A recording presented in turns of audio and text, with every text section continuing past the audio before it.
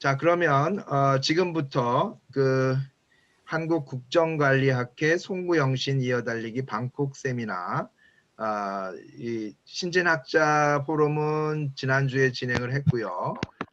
이번 주에는 우리 그 행정학계에서 내노라 하시는 선생님들의 그 좋은 고견들을 우리가 듣는 시간입니다. 그래서 어제에 이어서 오늘은 성균관대학교의 이명석 교수님의 거버넌스 신드롬 현황과 전망이라고 하는 주제로서 저희가 그 발표를 듣도록 하겠습니다. 자, 그러면 그 이 교수님 인사하시고 우리 발표 토론자들 인사하시고 그 다음에 이 교수님 발표 들어가도록 그렇게 하겠습니다. 자, 오늘 이 교수님 발표 박수로 초청해서 듣겠습니다. 감사합니다. 네, 그리고 그 토론해 주실 분 문명재 교수님. 안녕하세요. 반갑습니다. 새해 복 많이 받으십시오. 네, 반갑습니다. 자, 그 다음에 이정욱 교수님. 네, 안녕하세요. 새해 복 많이 받으세요. 네, 반갑습니다. 그리고 원수경 교수님. 네, 안녕하세요. 원수견입니다. 선생님들 뵙게 돼서 너무 반갑고요. 새해 좋은 일만 많이 있으시길 바랍니다. 감사합니다. 네, 감사합니다. 자, 그러면 이제 그 이명석 교수님께서 발표를 해주시도록 하겠습니다.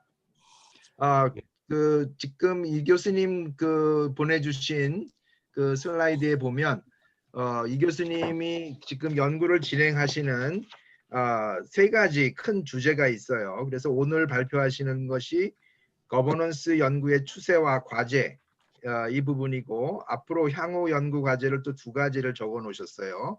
그리고 토론에 대한 그 주제들도 7가지를 적어 놓으셔서 아마 우리 토론하시는 분들도 다 이미 보셨으리라고 생각이 되고 또 우리 그 여기 참여하시는 분들도 그 점을 좀 유의미하게 보시면서 발표를 들으시면 좋을 것 같습니다. 자, 이 교수님 시작해 주시죠. 예, 감사합니다. 먼저 이런 자리를 마련해 주신 국정관리학회 감사드리고요. 그 사실 아까 그 박경원 교수님께서 잠깐 말씀해 주신 것처럼 다른 아마 발표자 분들도 마찬가지실 텐데요. 그 이 연락을 받은 지가 얼마 안 됐고 준비 과정이 길지 못해서 뭐 충실한 그 발표 자료를 만들지 못한 것 같아서 먼저 그 점 양해 말씀드리고요. 그다음에 선생님들께 보내드렸던 것과 오늘 이 슬라이드도 아주 미묘하게 약간 다릅니다. 그 점도 좀 양해를 부탁드리겠습니다. 그래서 먼저 간단하게 제가 그 드리고 싶은 말씀을 뭐 개략적으로 그 소개해 드린다면은요. 그 2001년에요. 그러니까 지금부터 무려 20년 전이 됐던데요. 2001년 그 한 뭐 여름쯤 되는 것 같은데 그 한국행정학회에서 그 당시에 거버넌스라는 말이 점점 그 많이 쓰이기 시작한다. 근데 이게 뭘 의미하는지가 불분명한 것 같다. 그래서 한번 논의를 해보자 하는 그런 라운드 테이블 형식의 그런 그 세션이 있었습니다. 그래서 그때 제가 간략하게 발제를 했었고요. 그다음에 그때 발제 내용을 그 정리해서 2002년에 그 행정학회보의 거버넌스 개념화 이런 그 논문을 그 게재한 적이 있었습니다. 근데 그 이후로 그 지금 20년이 지났는데요. 여전히 저는 이 거버넌스라는 개념이 무엇인지 그리고 거버넌스라는 개념이 어떻게 사용되고 그 거버넌스라는 개념이 행정학 그다음에 행정 전방에 어떤 영향을 주었는지에 대해서 궁금하고요. 그다음에 뭔가 좀 개인적으로 좀 뭔가 좀 의구심도 있고 좀 뭔가 좀 불편하다고 해야 되나요? 그런 느낌이 늘 있습니다. 그러니까 거버넌스라는 개념이 물론 제가 그 2010년도쯤에 지금부터 한 10년 전 되는데요. 이 비슷한 그 발표를 어떤 학회에서 했더니 그때 어떤 선생님께서 10년이나 지났는데 거버넌스 개념을 아직도 얘기하느냐. 이건 이제 다 그 논의가 끝난 개념이 아니냐 이렇게 말씀해 주신 적이 있는데 그로부터도 또 10년이 지났는데요. 근데 여전히 저는 거버넌스란 개념이 좀 뭔가 일관성 없게 사용되고 있고 뭐 이게 그 중의적으로 사용된다고 해야 될까요? 그러면서 그 현실에서 실제로 큰 변화를 가져오지는 못한 게 아닌가. 그리고 그 연구도 좀 그렇게 뭔가 좀 일관성이 있는 것 없는 것이 아닌가. 이런 생각을 해 왔었습니다. 그래서 그러다가 그 이제 아까 그 박경원 선생님 말씀해 주신 것처럼 이 거버넌스라는 것이 뭘 의미하는지, 그다음에 이게 실제로 그 행정에 어떤 변화를 줬는지 앞으로 어떻게 했으면 좋겠는지 이런 것을 한번 연구해 봐야 되겠다.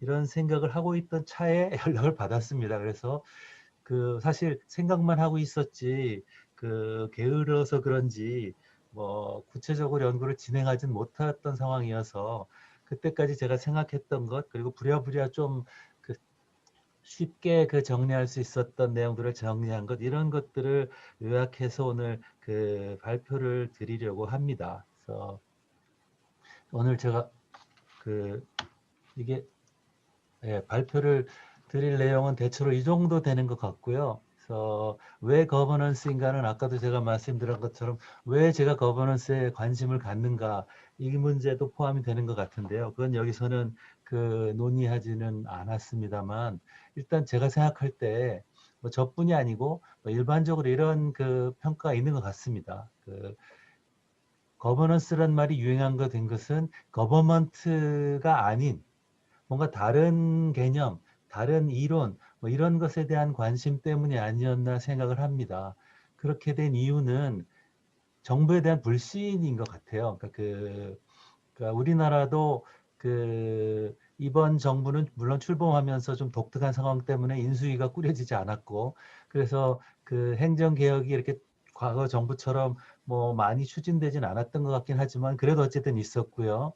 그래서 뭐 어떤 규모까지를 행정 개혁이라고 말해야 되는지도 뭐 이견이 있을지 모르겠지만 뭐 학자들에 의하면 우리나라에서 적어도 뭐 건국 이래로 40번, 50번 뭐 이 정도 행정 개혁이 있었다고 해요. 그래서 그렇다는 것은 아무리 개혁을 해도 정부가 우리가 원하는 것처럼 일을 잘하게 되지 못하는 것이고 그렇기 때문에 정부에 대해 계속 불신이 생겼고 그러다 보니 뭔가 새로운 것을 갈망하게 됐고 그런 수요에 그 대응해서 나타나게 된 것이 거버넌스가 아닌가 저는 그렇게 생각을 했습니다.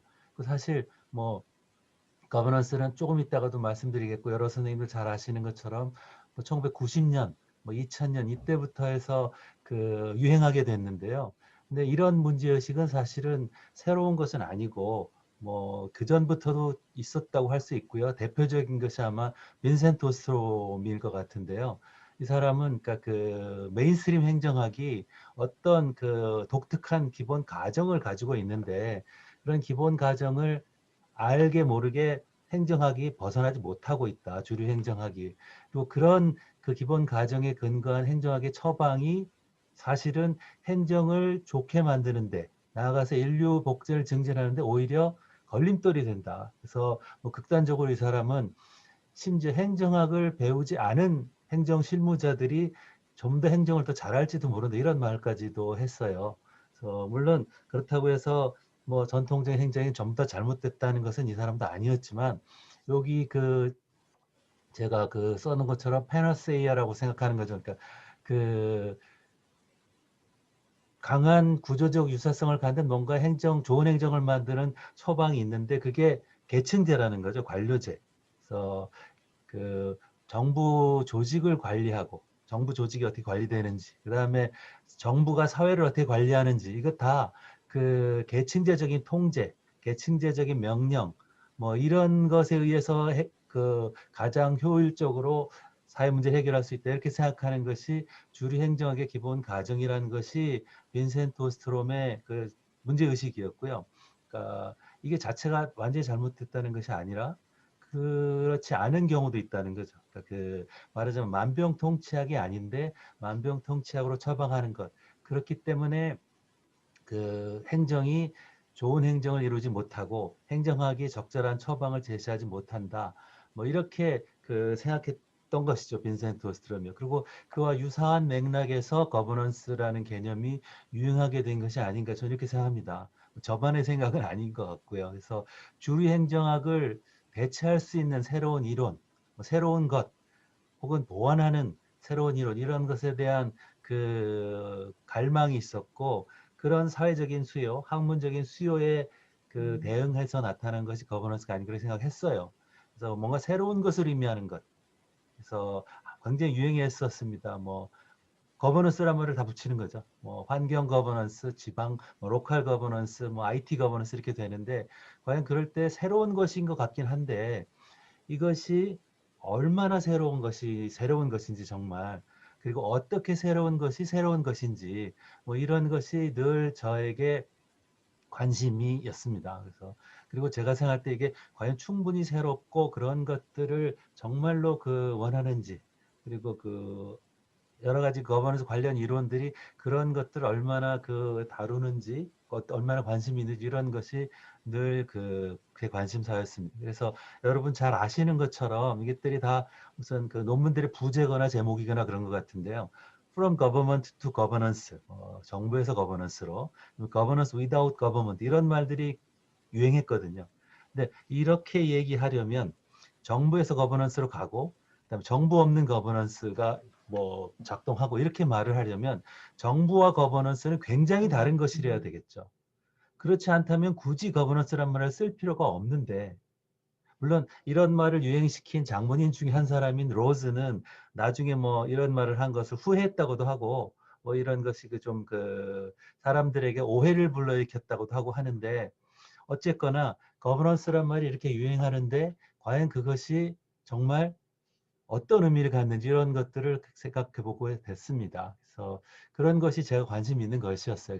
그래서 거버넌스란 개념은 모호하고 다양하다 이런 말을 물론 많이 씁니다. 그리고 이게 아마 이렇게 된 결정적인 이유는 이게 무슨 다른 보통 흔히 사용되는 학술적인 용어처럼 뭐 예를 들면 뭐가 있을까? 아무튼 신공공관리론 예를 들어 이렇게 되면 New Public Management는 다 어차피 사전에 있는 단어겠지만 그걸 새로 조합해서 새로운 의미를 갖는다는 것을 누군가가 만들어냈다고 해야 되나요? 그렇게 되는데 거버넌스는 그냥 다 사전에 있는 단어고요. 그리고 뭐 저작권이 있는 것도 아닌 것이고 옛날부터 사용이 됐습니다.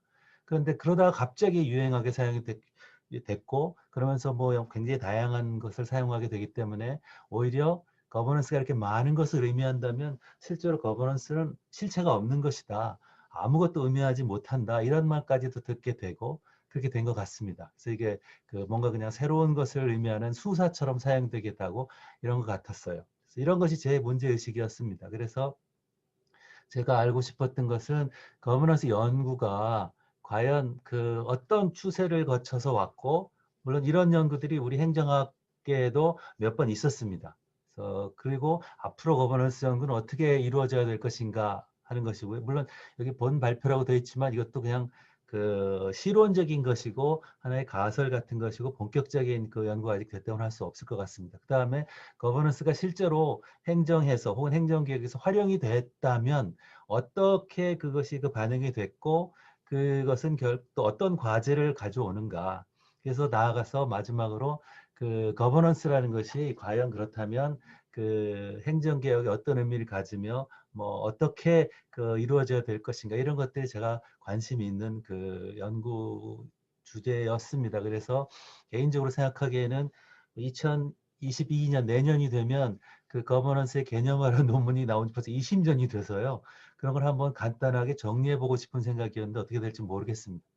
그리고 아까 사회자께서 말씀해 주신 것처럼 여기 이렇게 뭐 7가지가 있는데 뭐 이런 내용들에 대해서 선생님들은 어떻게 생각하시는지 다른 분들은 어떻게 생각하시는지 이런 것도 한번 들어보고 싶고 그래서 이런 발표 자리를 마련하게 됐습니다. 좀 서론이 너무 길어진 것 같은데요. 뭐 좀 빨리 한번 진행해 보겠습니다. 먼저 선생님 다 아시는 것처럼 거버넌스는 아까도 말씀드렸던 것처럼 이게 거번이라는 동사 명사역인 거죠. 그래서 뭐 사전에 보면 이렇게 나와 있습니다. 뭐 국가나 사회, 단체, 집안의 일을 관리하고 통제하는 것, 그다음에 잘 다듬어 정리하고 처리하는 것, 어려운 상태를 수습하는 것 이런 겁니다. 그리고 통치 이런 것과 관련됩니다. 근데 여기 이 사전적인 의미를 보면 이게 보통 이런 일을 정부가 하죠. 물론 정부만 하는 건 아니지만 근데 이걸 문제는 그런 거죠. 그래서 그런 것이 아마 이 거버넌스라는 개념에서 여러 가지 일관성 없는 사용 이런 것이 나타나게 되는 이유가 아닌가 하는 게 생각되는데요. 왜냐하면 제가 생각할 때 거버넌스가 유행하게 된 이유라고 할까요? 그것은 뭔가 네트워크 같은 걸 의미하고 전통적인 정부와는 다른 것을 의미하는 이런 것으로 적어도 아니면 정부보다 더 넓은 개념 이런 것으로 사용이 됐는데 실제 사전적인 의미에는 그런 의미는 없거든요. 그래서 이 거버넌스란 말을 그래서 이거 거번이고요. 여기에는요. 거버넌스라는 명사를 찾아보면 우리나라 표준 국어 대사전에는 아직 없는 것 같았습니다. 제가 그 확인한 바는요. 그리고 뭐 인터넷 같은 데 보면 흔히 떠도는 사전에 보면 뭐 통치하는 새로운 방식 뭐 이런 식으로 나와 있어요. 근데 어떤 것이 새롭다는 것은 구체적으로 나와 있지는 않고 혹은 네트워크, 뭐 수평적 이런 얘기들이 좀 나와 있긴 합니다. 그리고 캠브리지 영어 사전에 보면 조직이나 국가가 가장 높은 수준에서 관리되는 방법 뭐 이런 식으로 나와 있습니다. 근데 아까도 말씀드렸던 것처럼 네트워크 이런 개념은 없습니다. 거버넌스에. 그래서 통상적으로는 뭐 저희가 지금 그 모인 이 국정관리학회도 그렇고요. 국정관리를 의미하는 것으로 뭐 사용되고 국정관리로 번역되기도 합니다. 근데 국정관리라는 것은 나라의 정치 전반 혹은 정책 전반을 운영하고 관리하는 것 이런 것을 의미하겠죠. 그렇다면 여기에도 네트워크나 뭐 협치 이런 개념이 들어있지는 않습니다. 그런데 일반적으로는 사실 협치, 뭐 네트워크 뭐 이런 것으로 그 사용이 되고 있습니다. 그 보너스란 말이. 그리고 뭐 제가 그 다는 아니겠지만요. 그 몇 번 그 세미나 같은 것, 뭐 정부에서 하는 세미나 이런 데서 뭐 시민단체 대표들이 오신 이런 세미나에서 그 들은 몇 번 반복해서 들었습니다. 뭐 전부는 아니겠습니다만 그런데 그 특히 시민단체 분들이나 이런 분들이 생각하시기에는 거버넌스라는 것이 정책 결정 권한을 정부로부터 시민단체가 뺏어온 것, 뭐 이런 것으로 어떤 분이 그 설명하시더라고요. 그래서 그 시민사회 정책 결정 과정에 제도화된 참여, 뭐 이런 것을 의미하는 것으로 사용되는 경우를 또 봤습니다. 물론 이게 그 체계적으로 연구했거나 이런 것이 아니고 제 개인적인 경험이라서 좀 그 확인이 필요하지만 그런 경우를 제가 많이 봤습니다. 그래서 그리고 우리나라에서는 이렇게 정책 결정 과정에 시민단체가 참여하는 그런 것을 네트워크라고 그리고 그런 것을 거버넌스적이라고 보통 생각하는 것 같았습니다. 그리고 그 외에 뭐 그냥 수사적인 의미로 뭔가 새로운 것을 의미하게 이렇게 많이 사용되는 것 같았습니다. 그런데 그 이것이 과연 그 적절한 것인가 하는 그런 의문은 늘 제가 가지고 있었습니다. 그래서 한번 그 학술적으로 그 어떻게 사용됐는지를 그 생각해 본다면 이게 일반적인 의미고 제가 제일 먼저 제 개인적인 겁니다. 이것도 마찬가지로 거버넌스란 말을 들은 것은 그 제가 박사과정에서요. 그러니까 이 The Organization of Local Public Economics라는 이런 그 책을 접했죠. 이게 그 인디애나 대학에서 제가 그 박사과정에서 본 건데 오커슨이라는 교수가 쓴 이런 책이었어요. 보고서 비슷한 책이어서 얇은 책이었는데요. 여기에 보면 이게 그러니까 그뭐 오스트롬류의 그런 이 사람도 오스트롬의 제자였어요. 그래서 그런 설명을 하는 것이었는데 뭐 행정이 프로비전과 프로덕션으로 나누어지고 뭐 프로비전은 그 사회 문제를 어떻게 해결할 것인지 공공 서비스를 어떻게 전달할 것인지 누가 책임질 것인지 어떻게 재원을 조달할 것인지 뭐 이런 것을 결정하는 것이고 프로덕션은 피지컬리 실제로 그렇게 결정된 서비스를 제공하는 그런 것을 어떻게 운영할 것인지 이런 내용이고 그다음에 그 공급 결정과 생산이 연결이 돼야 실제로 사회 문제 해결될 텐데 이런 과정 전반에 관한 틀을 제공하는 것을 거버넌스라고 사용했었어요. 그러니까 말하자면 정책 결정이 어떻게 이루어지는지를 그 틀 지우는 그런 규정 이런 것으로 저는 이 당시에 이해했었습니다. 그리고 이게 일반적으로 그 사용되는 아까도 말했던 뭐 사회나 국가를 높은 수준에서 관리하는 것 이런 시스템과 관련된 그런 의미로 이해될 수 있을 것 같았어요. 그런데 그 아까도 말씀드렸던 것처럼 2000년대 초반에 그 제가 거버넌스가 왜 유행하게 되는지 그 당시에 그 조사를 하면서 그 내렸던 그 결론은요. 뭐 일단 거버넌스란 말이 광의로 사용된다면 이 오커슨의 얘기나 그 사전에서 나오는 것처럼 그냥 사회 문제 해결하는 방법을 총칭하는 것이죠. 근데 거기에 이제 정부도 포함되고 정부 외의 것도 포함 이럴 수 있는 것 같아요. 그런데 이게 협의로도 사용될 수 있는데 협의로 사용될 때는 이게 로즈의 거버넌스 사용례 1997년 뭐 96년 이런 논문에서 나온 것처럼 뭐 네트워크를 의미하기도 하고 그다음에 그 신공공관리론을 뭐 거버넌스라고 하기도 하고 이런 식으로 사용되는 것 같았습니다. 그래서 저는 그때 생각할 때 그 네트워크라는 의미 때문에 거버넌스가 그 유행하는 것이 뭐 의미가 있을 수 있다 이렇게 그 잠정적으로 결론 내렸고요. 그렇다면 개념적인 혼란을 방지하기 위해서 거버넌스는 사회 문제 해결하는 것을 총칭하는 것으로 이해하고 네트워크 같은 이런 그 소위 로즈나 이런 사람들이 말하는 그런 거버넌스를 이 당시에는 제가 신거버넌스라고 부르는 게 좋겠다 생각했었고요. 지금은 네트워크 거버넌스라고 부르는 게 더 좋겠다고 생각합니다. 뭐 학술적으로도 사실은 그래서 좀 혼란이 있는 것 같아요. 그래서 그 제가 아까 말씀드렸던 것처럼 보시면 그 보통 광의로 거버넌스가 사용되는 경우가 뭐 더 많은지도 모르겠습니다. 어쩌면. 그래서 예를 들면 그 초창기에는 별로 그러지 않았는데 최근에 이 거버넌스에 관한 논의에서 오스트롬 얘기도 나오던데요. 그러니까 그 이게 아까도 말씀드렸던 것처럼 뭔가 사람들이 사회 문제를 해결하는 그런 그 과정을 규정하는 그런 규칙 이런 것들을 거버넌스 얘기했고 월드뱅크도 그런 식으로 얘기한 거죠. 그러니까 그 근데 물론 여기서도 보면 그 국가의 공공 문제를 해결하기 위해서 뭐 정치적 권력이 제어되고 이런 것을 말한다고 했습니다. 그리고 뭐 흥미롭게 저한테는 좀 흥미로웠지만 뭐 모르겠습니다. 거버넌스라는 학술지가 있는데요. 이게 1988년부터 그 출간됐거나 혹은 이때부터 이름이 바뀌었거나 그런 것 같은데요. 이 거버넌스라는 학술지는 뭐 발행 목적을 이렇게 얘기했어요.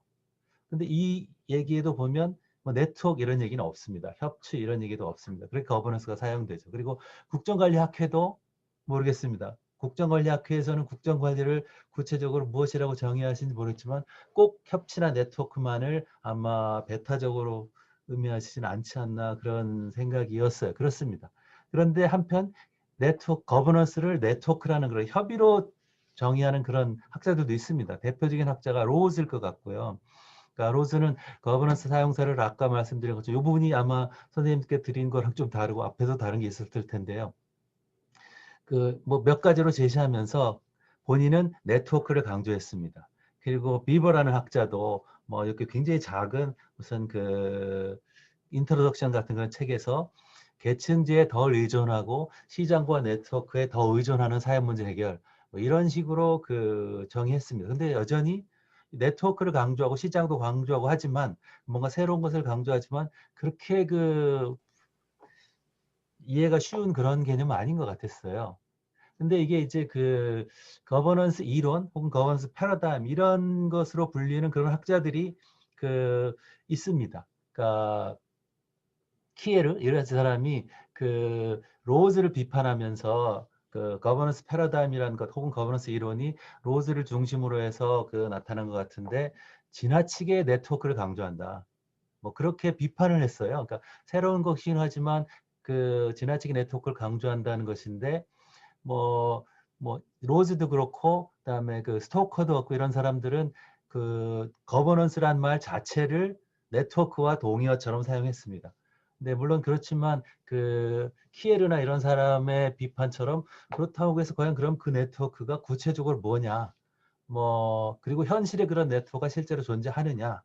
그리고 국가마다 여러 가지 사정이 다른데 그런 네트워크가 가장 최선의 방법을 할 수 있느냐 뭐 이런 문제 같은 것은 계속 있을 것 같았습니다.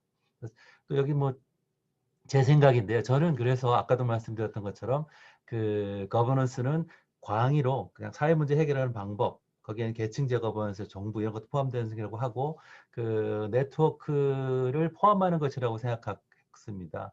물론 그렇지만 제가 생각할 때 여기서 중요한 것은 광의로 거버넌스를 개념한다는 것도 네트워크의 존재를 중요하게 생각하고 네트워크가 차별적인 개념이라는 것을 인정한다는 것을 의미한다고 생각합니다. 왜냐하면 그렇지 않다면 거버넌스와 거버넌스는 다른 것이 아니게 되고요. 그렇다면 굳이 거버넌스란 말을 쓸 필요가 없는 것이죠. 그래서 거버넌스란 말을 쓴다는 것 자체는 네트워크 거버넌스의 존재를 그 중요하게 인식하고 그것이 그 사회 문제 해결 방법으로 굉장히 중요하다는 것을 인정하는 것이라고 생각했습니다. 과연 실제로 과연 그런지는 잘 모르겠어요. 그렇습니다. 그래서 그리고 그렇기 때문에 저는 그 네트워크를 이런 그 계층제 거버넌스나 네트워크 시장 거버넌스와 마찬가지로 균형 있게 평가해야 된다고 생각을 했습니다. 이게 굉장히 중요하다고 생각했습니다. 왜냐하면 보통 그 네트워크가 이게 그 비현실적이다. 뭐 책임성을 확보할 수 없다. 뭐 이렇게 얘기하면서 네트워크는 제대로 작동하지 못하는 상태를 주로 기준을 하고요. 그러면서 그 계층제는 굉장히 잘 작동하는 이상적인 상태와 비교합니다. 그렇지만 그 선생님들 잘 아시겠지만 계층제 거버넌스가 언제나 잘 작동하지는 않습니다. 계층제 거버넌스가 만약 언제나 문제없이 잘 작동했다면 정부 실패도 거의 없었을 것이고 뭐 이런 문제도 없었을 것 같습니다. 근데 실제로 그렇지 않습니다. 그리고 계층제 거버넌스가 책임성을 과연 실제로 확보할 수 있는지 뭐 이론적으로 확보할 수 있다고 하지만 그것도 잘 모르겠어요. 다만 계층제 거버넌스는 특성상 강제할 수 있으니까 실제로 가시적인 변화를 일으키고 하는 데는 상당히 효과적인 방법일 수 있지만 그것이 원하는 방향인지 사회 문제 해결되는지 이런 것은 잘 모르겠습니다. 그래서 그런 그 균형적인 잡힌 평가가 필요하다고 생각했습니다. 그래서 물론 그렇다고 해서 네트워크가 이게 그러면 계층제를 대체하는 이게 새로운 만병통치약이냐 그것도 저는 아니라고 생각합니다. 그래서 아까 말씀드린 것처럼 로즈가 뭐 그 from government to governance 이런 소위 그런 식의 그 말들을 썼다는 것을 후회했다는 이유는 그렇게 말하면 꼭 뭐 이렇게 그 설명하는 그 사실은 학자들도 있기도 한데요. 계층제를 통한 사회 문제 해결이 많이 이루어지다가 이것이 그 비효율적인 것이 나타나니까 시장을 중심으로 하는 그 사회 문제 해결로 넘어갔고 또 시장 메커니즘을 통해 사회 문제 해결하는 것도 잘 안 되니까 그럼 이제는 네트워크로 넘어간 것처럼 생각됩니다. 이렇게 시대적으로 발전해 온 것처럼 생각되는데 그래서 마치 이제는 네트워크 시대가 된 것처럼 생각이 되지만 그거는 저는 아니라고 생각합니다. 여전히 그 사회 문제의 종류에 따라서 여건에 따라서 다양한 그 사회 문제 해결 방법이 필요한 것이라고 생각합니다. 그래서 이런 것을 그 제가 그 종합했다고 할까요? 그렇게 해서 그 저만 나름대로 대안으로 협력적 거버넌스라는 그 얘기를 했는데요. 뭐 그 얘기를 한번 행정개혁과 더불어 간단히 생각해 본다면 먼저 니콜라스 헨리 이런 교과서가 있습니다. 제가 학부 때도 이 교과서를 배웠던 것 같은데 아직까지도 나오더라고요. 그 뭐 거의 4, 50년, 5, 60년 나오는 것 같은데 이 책에 이거는 15판, 13판이고요. 이 책의 12판인가부터 6번째 패러다임으로 거버넌스 패러다임이라는 것을 제시합니다. 이 뭐 교과서가 그렇게 좋은 교과서인지 모르겠지만 아무튼 나옵니다. 그러면서 여기서 연결망을 통한 사회 문제 해결, 그다음에 이렇게 사회물을 연결한 거 이런 걸 통해서 해결하는 이런 것이 그 새로운 패러다임이라고 말을 합니다. 그런데 과연 정말 그렇게 그 강조가 되는지 뭐 그런 것이 의문이었고 아까도 말씀드렸던 것처럼 이렇게 거버넌스라는 것이 정부를 포함하는 그런 개념이라면 그렇다면 뭔가 정부가 아닌 새로운 문제 해결 방법을 정말 심각하게 고민하는지 그리고 그런 것들이 그 연구나 실제에서 활용이 되는지 그런 것이 의문이었습니다. 그리고 그렇게 의문이 되는 이유 중에 하나가 저는 아까 그 키에르란 사람이 로즈를 비판한 것 거기서도 잠깐 말씀드렸던 것처럼 네트워크가 과연 현실에서 있느냐 하는 거죠. 이런 것이 현실에 작동하느냐 하는 겁니다. 근데 그 순수한 의미의 그런 네트워크의 그 키에르는 아까 제가 보여드렸던 그 선생님도 잘 아시는 그 로즈의 그 네트워크의 4가지 그 특성이 있었잖아요. 그것이 동시에 다 나타나기 어렵다. 그렇다면 그 중에서 2개만 나타나면 그 네트워크냐 아니냐 뭐 이런 비판까지도 했어요. 그래서 제가 생각할 때 그렇게 되는 이유가 이 네트워크뿐만 아니고 심지어 계층제도 그렇고 시장도 그렇고 이것들은 다 아이디얼 타입이 아닌가 생각했어요. 현실에서 순수한 형태로 나타나지 않고 그 좀 변형된 형태로 나타날 수밖에 없는 것이 아닌가 생각했습니다. 그래서 이런 것들이 그 혼합돼서 사용되는 것 그런 것을 협력적 거버넌스라고 저는 정의하면 어떨까 생각했습니다. 물론 이 믹스라는 말도 이게 제가 한 것이 아니고 뭐 많은 그 로즈나 이런 사람들이 그러니까 중요한 것은 그 믹스라고 이렇게 강조를 했습니다. 그래서 사회 문제를 해결할 때 계층제냐 시장이냐 네트워크냐 어떤 것이 가장 효율적이냐를 선택하는 그런 선택의 문제가 아니라 이 3가지를 어떻게 혼합할 것인가 하는 것이 중요한 문제라고도 얘기하고 있었는데요. 그런 것을 저는 협력적 거버넌스 정의하면 어떨까 했습니다. 물론 선생님들 잘 아시는 거 안셀과 게쉬의 협력적 거버넌스 정의가 있습니다. 네, 그것도 거기서도 이 과연 구체적으로 협력이 뭘 말하는 건지가 개념적으로 그렇게 분명한다고 생각되진 않았어요. 책 자체에 보면 그 논문 자체에 보면 이 사람들은 정책 결정과 집행 과정의 의사 결정에서 정부가 비정부 기관들과 뭐 구조적이고 뭐 어떤 방법으로 협력하는 것이라고 했는데 좀 그렇게까지 클리어한 것 같지 않고 특히 그 한국에서는 정책 결정 과정에 그 정부가 아닌 사람들이 참여하는 것을 이렇게 북한에서 이해하는 것 같기도 했는데요. 그래서 저는 물론 그 개념, 에안셀과 개수의 개념이 전혀 잘못된 것은 아니고 그걸 약간 확장할 필요가 있지 않은가 생각해서 뭐 이런 생각을 해봤습니다. 그래서 협력적 거버넌스라는 것은 계층제와 시장 네트워크를 일정한 비율로 혼합하는 것에서 나타난 것이라고 생각했고요. 이렇게 되는 것이 중요한 이유는 여기 제가 여러 가지 뭐 원, 투, 뭐 이렇게 쓰리 이렇게 있는데요. 그러니까 사회 문제의 특성에 따라서 가장 효율적인 사회 문제 해결 방법 혹은 협력적 거버넌스는 다양할 수 있다고 생각했습니다. 이렇게 정의한다면 네트워크가 지나치게 뭐 이상적, 뭐 개념적이라 천질에 나타나지 않는다. 뭐 이런 비판도 극복할 수 있을 것 같고 그래서 했습니다. 그리고 실제 사회 문제 해결에 사회 문제의 특성에 따라서 다양한 방법이 필요할 수 있다. 이런 주장을 할 수 있을 것이라고 생각했어요. 그래서 이렇게 생각한다면 협력적 거버넌스를 강조한다면 그러니까 정부에서 거버넌스로가 아니고 정부에서 협력적 거버넌스로 이런 것이 더 적합한 것이 아닌가 생각했고요. 그다음에 오스트롬이 디자인 프린시플이라는 것을 9개인가 이렇게 얘기했습니다. 그러니까 자치적인 사회 문제 해결이 성공할 수 있는 조건인데요. 그 중에 8번째가 최소한의 자치권 보장입니다. 그래서 이거를 제 생각엔 요 정도가 아닌가 생각했었는데, 아무리 주민들이 자치적으로 사회 문제 해결한다 하더라도 자치적인 권한은 계층제적인 방법으로 정부에 의해서 인정받는 것, 그런 것이 필요하다는 것도 이 개념으로 설명할 수 있는 것이 아닌가 싶은데, 물론 이건 제 생각이고 다른 선생님도 어떻게 생각하시는지 꼭 알고 싶습니다. 그래서 이렇게 하면서 협력적 거버넌스가 과연 한 문제마다 이렇게 사용될 것이고 국가 전체적인 차원에서는 사회 문제 해결할 때 어떤 비율로 활용되는지, 그다음에 이런 역량들은 그 사회에서 어떻게 존재하는지, 또 어떤 혼합이 적정한지를 처방하는지, 이런 것에 이론적으로 활용될 수 있는 것이 아닌가 생각했습니다. 그리고 이렇게 하기 위해서는 아까도 말씀드렸던 것처럼 균형 있는 평가, 계층제도 실패할 수 있고 시장도 실패할 수 있는 것과 마찬가지로 네트워크도 실패할 수 있는 것이고, 또 네트워크가 계층제나 시장보다 더 사회 문제를 잘 해결할 수 있는 경우도 있는데 뭐 그런 경우에는 좀 적당히 활용돼야 될 것이고, 이런 것들을 분석하고 처방할 수 있지 않을까 생각했습니다. 물론 그러기 위해서 이렇게 지표가 되려면 구체적으로 이게 비율이라고 제가 말씀드렸으니까 뭔가 측정할 수 있는 방법이 필요할 것 같은데, 그것도 중요한 연구 과제가 아닌가 저는 생각했습니다. 그러면서 저는 여기 제가 거버넌스 신드롬 가설이라고 말씀드렸는데, 언제나 제가 생각할 때는 언제나 사회 전체적으로 혹은 사회 문제 해결 과정에서 계층제가 적절한 수준의 계층제보다 더 많이 사용될 것이다. 뭐 이런 것이 제 가설이었습니다. 이것도 한번 제가 어떻게 검증할 수 있는지 한번 알고 싶습니다.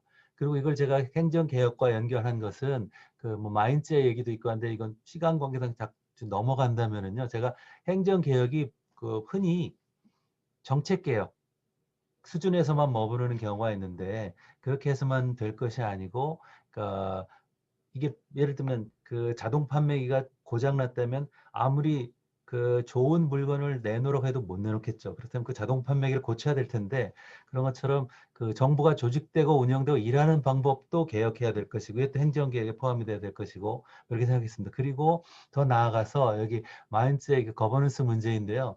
이게 또 거버넌스라는 것이 유행했다는 것은 기본적으로, 그러면 정부가 전통적으로 계층제적인 통제나 법적인 구속력 같은 것을 활용해 사회 문제 해결하는 그 방법 자체가 적절한지에 대해서도 생각해보고, 만약에 그 방법이 적절하지 않다면 다른 개혁, 그러니까 정부가 직접 나서거나 하지 않은 그런 개혁도 필요한 것이 아닌가, 그런 생각을 했고, 그걸 제가 거버넌스 개혁이라고 생각했습니다. 근데 여기 협의라고 쓴 것은요, 아직까지 그런데 우리나라에서는 거버넌스 개혁을 논의하는 분들이 계신데, 다는 아니겠지만 거버넌스 개혁이라고 하면 정부와 민간 부분이 함께 정책을 결정하는 것, 이런 개혁을 의미하는 경우가 좀 많은 것 같아서요. 뭐 이렇게 제가 협의라고 이렇게 구분해 봤습니다. 그래서 그러면 이제 여기까지 제가 좀 두서없지만 설명을 드렸고, 이제 간단하게 그런 현황을 제가 정리했다고 할 수 있는데, 그걸 보면은요, 먼저 요즘 정말 세상이 좋아졌더라고요. 구글의 N그램이라는 것이 있는데 1800년부터 현재까지 구글 북스에서 가지고 있는 거의 모든 책을 디지타이즈 했답니다. 그래서 검색을 하는데요. 그래서 제가 거버넌스 뭐 이런 것들 한번 검색해 봤습니다. 그랬더니 굿 거버넌스하고 같이 검색했던 이유는 국제기구의 굿 거버넌스라는 개념이 유행하면서 거버넌스라는 개념이 유행하게 됐다. 뭐 이렇게 설명하는 분도 계셔서 한번 봤는데요. 보면 실제로 굿 거버넌스 이렇게 약간 늘었습니다. 하지만 그것과 크게 상관없이 거버넌스라는 개념이 확연히 는 것을 볼 수 있습니다. 여기 보시면 이게 퍼센트인데요. 이게 그러니까 해당 연도에 디지타이즈한 텍스트에 나온 단어 수 중에 거버넌스가 차지하는 퍼센트인 것 같아요. 아마 이렇게 한 이유는 최근으로 올수록 텍스트가 많아지니까 이렇게 처리하자면 굉장히 많이 증가할 거라 그런 것 같은데, 이렇게 돼서 보시는 것처럼 뭐 6, 70년대 점점 늘다가 90년대 정도를 전후로 해서 갑자기 느는 걸 보실 수 있고요. 그다음에 거버먼트라는 개념과 거버넌스 비교해 봤는데 이게 의미가 있는지 모르겠습니다만, 거버넌스가 이렇게 늘면서 거버먼트란 말은 이렇게 준 것을 볼 수가 있습니다. 이게 정말 의미 있는 것인지 이런 것들은 뭐 좀 더 세밀한 분석이 필요할 것 같습니다. 그래서 이 N그램의 분석에서 나온 건데요. 보니까 거버넌스란 말이 제일 처음 나온 게 1835년에 이 책이었어요. 이 책은 여기서는 Governance of Time and Tempo라고 해가지고 시간과 기지를 사용, 뭐 이런 식으로 진짜 사전적인 의미 사용되어 있었고요. 그다음에 1885년에도 거버넌스라는 말이 쓰였는데 이 Governance of England라고 했는데 이게 이때 거버넌스가 정치 체제 같은 걸 의미하는 것 같습니다. 왜냐하면 절대적 군주제와 제한적 군주제의 차이 뭐 이런 것을 거버넌스로 했으니까 이렇게 사용된 것 같아요. 이렇게 사용됐기, 당연히 초기에는 관리를 의미하거나 뭐 정치 체제를 의미하거나 이렇게 사용됐던 것 같습니다. 그러다가 이제 아까도 말씀드렸던 것처럼 1800년대 이후 거버넌스라는 말이 급격히 증가했어요. 아니야, 1990년대 이후에요. 근데 이렇게 거버넌스랍이 왜 유행하게 됐을까? 사실 저는 여전히 잘 모르겠고요. 왜 유행하는지, 그리고 유행이 좀 지속되고 있습니다. 근데 우리 행정학계에서는 제 느낌에는 뭐 그냥 제 개인적인 느낌인데 거버넌스에 대해서 더 이상 크게 관심은 안 가지시는 것 같아요. 그냥 말은 사용하지만 그거에 대해서 구체적으로 더 관심을 가지시는 것 같지는 않은데, 그런 이유는 뭔지 이런 것도 한번 저는 알아보고 싶었습니다. 그리고 또 그 다음에는 이제 신문 기사를 한번 검색해 봤는데요. 그러니까 해외 같으면 신문 기사 검색은 제가 잘 할 줄 몰라서 일단 우리나라에 봤어요. 빅카인즈의 신문 기사 검색이 90년부터라서 그 이전에는 네이버 뉴스 이런 걸 봤지만 그전에는 없었고요. 보시면 아시는 것처럼 거버넌스란 말이 신문 기사에서도 2002년 이때부터 해서 급속히 증가했습니다. 그전에는 거버넌스란 말이 사용되지 않았던 거죠. 그렇습니다. 그래서 이게 어떻게 사용됐는지를 봤더니요. 그러니까 초기에는 제가 본 곳에 뭐 이게 정확하진 않을 것 같은데요. 가장 거의 제일 처음 나온 게 IT 거버넌스라는 말이 나왔는데요. IT 거버넌스라고 하면서 괄호하고 정보기술 통치 이렇게 썼어요.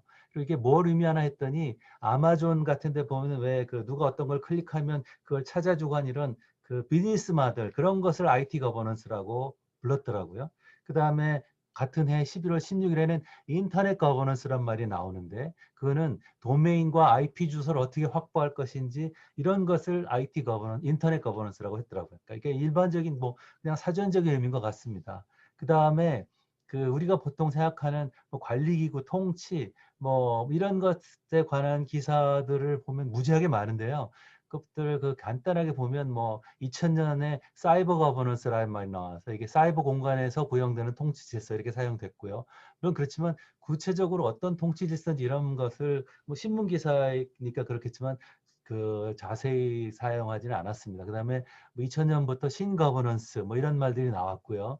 행정학회에서도 지방자치와 거버넌스 이런 학회가 있었더라고요. 그리고 아마 요때쯤에서 제가 아까 말씀드린 그 라운드 테이블이 있었던 게 아닌가 싶기도 하고요. 그다음에 굿 거버넌스, 뭐 민관 협력형 거버넌스 이런 말들이 이제 2000년을 중심으로 해서 급격하게 많이 사용됩니다. 그리고 거버넌스적 리더십 이런 말이 2002년 기사에 보이던데 이게 그러니까 그 지역사회 네트워크 다양한 이해관계자들의 네트워크에서 그런 이해관계를 조정 통합하는 뭐 그런 것을 거버넌스적이라고 썼고요. 그다음에 2005년에는 거버넌스적 접근 방식 이런 말도 많이 씁니다. 아마 선생님들께서 많이 보셨을 텐데 이런 것도 NGO가 어떻게 하면 잘 참여해서 정책 대표성을 확보할 수 있는가 이런 의미로 사용됐던 것 같습니다. 그다음에 최근 기사를 보면 2020년 그 12월 23일과 27일 뭐 이때 보면 그 서울시 청년 거버넌스가 나오는데 여러분들 잘 아실 거 선생님 잘 아시겠지만 이게 청년들이 거버넌스 과정에 참여하는 것, 그 어떤 정책 결정 과정에 참여할 것인가 뭐 이런 것들에 관한 내용이고요. 그다음에 12월 27일에는 그 4차 산업혁명위원회 관련된 것인데 여기에 통합 데이터 거버넌스라는 것이 생겼다는 거예요. 근데 이것도 말하자면 그 민간 단체와 정부 그 관계자들이 정책 결정하는 그런 위원회 같은 걸 의미하는 것이었어요. 그다음에 OTT 거버넌스라는 말이 있었는데 여기서는 이제 OTT 규제 혁신, OTT를 어떻게 규제할 것인가 이런 것들을 거버넌스로 했고 거기에 더해서 컨트롤 타워에 관한 내용, 뭐 정책 결정 관한 이런 것들을 그 말했습니다. 그래서 제가 생각할 때 이게 다 결국 정책 결정 과정에 참여를 어떻게 제도할 것인가 이런 것들을 거버넌스라고 했다고 느껴졌습니다. 아이고, 시간이 너무 지났습니다. 빨리 마무리하겠습니다. 그래서 이런 유행 추세가 있는데 과연 이런 것들이 정말 어떤 의미가 있는지를 좀 알고 싶었어요. 그다음에 연구입니다. 이거는 그 구글 스칼라에서 그 해외 저널을 분석해 봤습니다. 그랬더니 그 역시 1970년대 이후에 거버넌스라는 그 연구가 늘었고 그다음에 이 빨간 거는 그 코어포레이트 거버넌스를 뺀 겁니다. 그러니까 왜냐하면 거버넌스에 관한 연구 중에 코어포레이트 거버넌스가 굉장히 많더라고요. 그걸 빼봤더니 뭐 이렇게 나오는데 여전히 많이 는 걸 알 수 있었어요. 그리고 하나 흥미로운 것들은 1970년대 이때 초창기에 거버넌스라는 말이 나온 연구들은 거의 대부분 유니버시티 거버넌스, 칼리지 거버넌스 이런 연구였습니다. 이런 연구는 지금도 많더라고요. 그러니까 이게 그러니까 총장을 어떻게 뽑을 것인가 뭐 이런 것에 관한 그런 연구들이더라고요. 그럴 때 거버넌스라는 말을 쓰였습니다. 물론 이때도 그 협치, 네트워크 이런 개념이 있는 것은 아니었습니다. 그래서 그러다가 그 2014년 이후에는 거버넌스에 관한 연구가 이렇게 줄어들고 있었습니다. 이렇게 갑자기 유행했다가 줄어든 이유는 무엇인지 뭐 그런 것들을 그 여전히 제가 알고 싶었고 그다음에 이것이 행정 실무에 미친 영향은 어떤 것이 이런 것들도 궁금해졌습니다. 그다음에 국내도 구글 스칼라에서 한글로 된 것을 검색해 봤는데 비슷하게 했습니다. 그러니까 이게 빨간 거는 그 기업 지배 구조 관련된 논문을 제외한 것이고 이거는 포함한 것인데 한국은 뭐 이렇게 기업 지배 구조 관련 논문과 크게 차이가 없었는데 우리나라도 이렇게 90년대 이후 전에는 거의 없다가 갑자기 늘었고 그다음에 18년 이후에 이렇게 갑자기 많이 줄고 뭐 이런 추세가 나타난 것을 알 수 있었습니다. 그다음에 협력적 거버넌스를 한번 또 그 찾아봤습니다.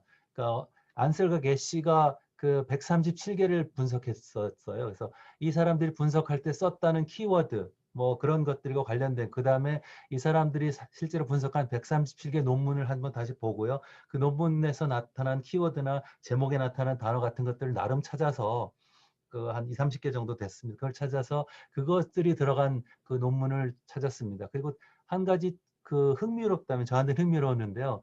이 안셀과 게시가 분석한 130개 논문 중에 행정학 관련 논문은 한 반 정도 되는 것 같았고요. 그중에 73개가 공유제 문제였습니다.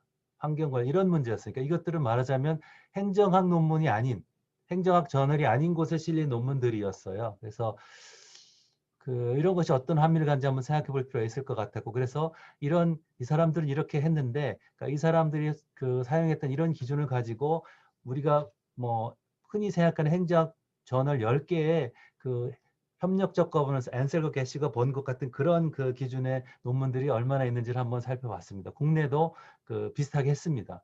그렇게 해서 찾아봤더니 여기 빨간 게 이제 해외였습니다. 해외는 그렇게 그 상당히 그 협력적 거버넌스라고 불리진 않았더라도 무슨 파트너십이나 뭐 참여나 뭐 이런 것들인데 그런 논문들이 그래도 꾸준히 있었고 계속해서 증가하는 이런 추세였습니다. 근데 한국 같은 경우는 그 1999 99년, 뭐 2000년 이전에요. 그러니까 그 거버넌스란 말이 유행하기 전에는 거의 없었고요. 그런 논문이. 그러다가 좀 늘다가 그렇지만 그 해외처럼 그렇게 많이 늘진 않았고 뭐 크게 늘지 않으면서 추세를 잘 알 수는 없지만 뭐 감소하는 것처럼 보이기도 하는 이런 그 경향을 보이는 것 같았으면서 이런 경향이 무엇을 의미하는지도 한번 알고 싶었고요. 그다음에 키워드 분석도 했는데 뭐 이건 별 그렇게 아직 그 몇 개밖에 못했고 중요한 것 같진 않았어요. 그래서 형태소 분석은 그냥 한번 그 각각 그 단어들이 어떤 것이 나온지 보는 것이 보통 단어 분석을 아마 하실 텐데 보면 네트워크, 시민 참여, 정책 네트워크 이런 것들이 주로 그 많이 나타났습니다. 그래서 제가 잠정적으로 생각해 볼 때 그 우리나라에서 그 거버넌스와 관련된 연구라면 시민 참여, 정책 결정 과정에 어떻게 참여하는지 뭐 이런 것들에 관한 연구가 좀 주를 이루는 것인가 그런 생각을 했습니다. 그 유형은 아까 말씀드린 정책 행정개혁과 관련돼서 어떤 것들을 주로 다뤘는가 하는 것인데 정책 거버넌스에 관한 논문은 대부분 정책개혁에 관한 얘기는 없었고요. 관리개혁에 관한 것이 46편, 이건 그러니까 행정학계와 정책학계만입니다. 그랬었고 거버넌스에 관한 개혁에 관한 논문들이 이렇게 많았고 그다음에 제가 그 생각했던 것과는 약간 다르게 이런 광의의 거버넌스 개혁, 그러니까 협치에 관련된 것이요, 뭐 파트너십 관련 이런 것들, 그러니까 정부와 정부 부처 간, 정부 민간, 민간기관 협력 이런 논문들이 66편 있었습니다.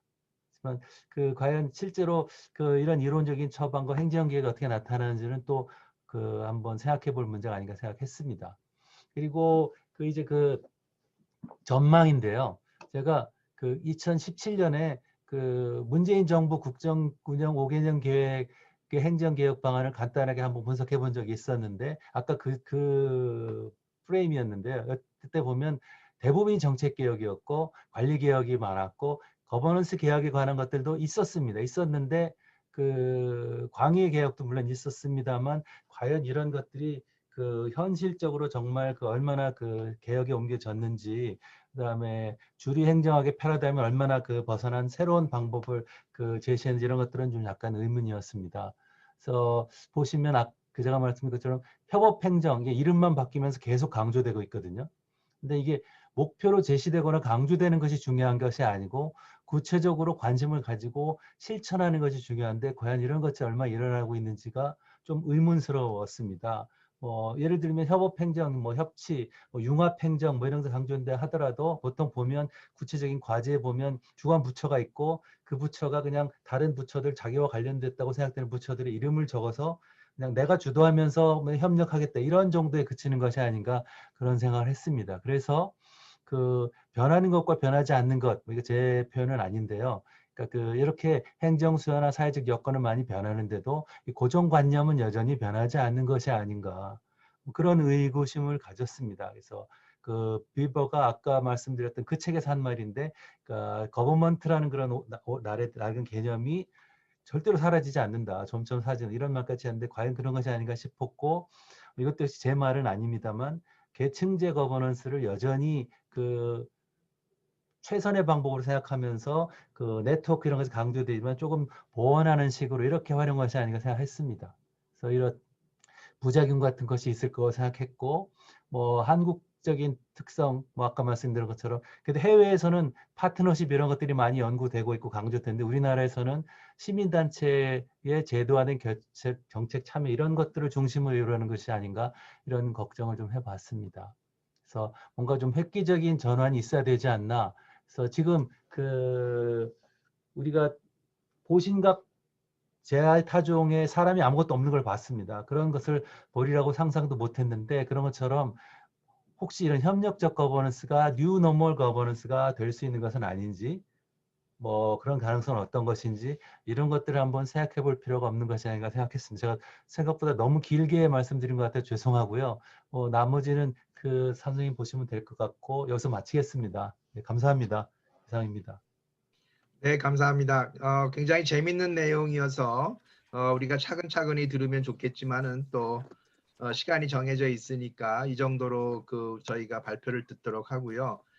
이 교수님께서 이제 쭉 오랫동안 연구를 해오시고 특히 또 공유제 관리에 대한 연구도 많이 하셨어요. 그래서 나중에 토론에서 조금 더 얘기가 되겠습니다만은 우리가 실제적으로 이 가버넌스를 어떻게 운영을 할 것인가 하는 부분에 대한 것도 얘기가 되면 우리가 너무 개념적인 문제에서의 논의만 그치지 않는 그런 것도 가능하지 않을까 하는 생각도 제가 개인적으로 해봅니다. 사실 저희 지금 이 장이 열리고 있는 한국국정관리학회가 1989년에 연구회로 시작을 해서 2000년으로 넘어오면서 이 사단법인을 만들면서 그때 명칭을 변경을 했습니다. 그래서 여러 번 저희가 세미나도 하고 토론을 하면서 역시 그 당시에 화두가 되었던 이 거버넌스라는 개념을 쓰자라고 해서 영어의 명칭은 Korean Association of Governance Studies 이렇게 돼 있습니다. 그래서 약자로 KGS라고 돼 있고요. 우리말 표현을 뭘로 할까 하다 국정관리라는 명칭을 썼고 개념적으로는 광의의 개념, 우리 이 교수님 말씀하신 거에 따르면 우리가 광의의 개념 쪽에 가깝게 이 국정관리학회의 명칭을 만들었다 하는 것도 말씀을 먼저 드리도록 그렇게 하겠습니다. 그래서 오늘 대단히 유의미한 그러한 논문 발표를 저희가 들었는데 이제 세 분 그 지정되신 토론자들께서 먼저 토론을 해주시도록 하겠습니다. 차례대로 문명재 교수님 먼저 부탁드리겠습니다. 네, 안녕하세요. 이 교수님 저기 발표 너무 잘 들었고요. 사실은 뭐 토론보다는 한 2시간 그냥 길게 조금 더 시간을 길게 가지고 20년 전에 고민하셨던 것부터 20년 동안 고민하셨던 것을 쭉 더 들었으면 더 좋지 않았을까. 개인적으로 제 토론 시간은 그냥 이 교수님한테 드리면 더 좋을 것 같다는 생각을 개인적으로 했습니다.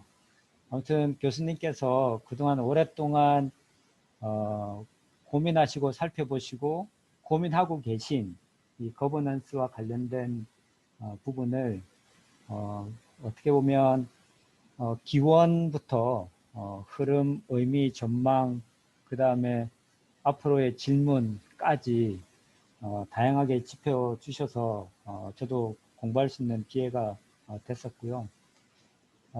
이제 로즈 그 교수 이야기를 많이 하셨는데 로즈 교수 책에 서문에 보면 그 Understanding Governance 그 책에 보면 그 서문에 이런 이야기가 있습니다. 자기가 그 요크 대학에서 이분이 이제 영국 사람이지만 호주 갔다가 다시 영국으로 돌아갔는데 요크 대학에서 이제 유럽에 보면 제가 굉장히 그 부러운 게 하나 있는데요.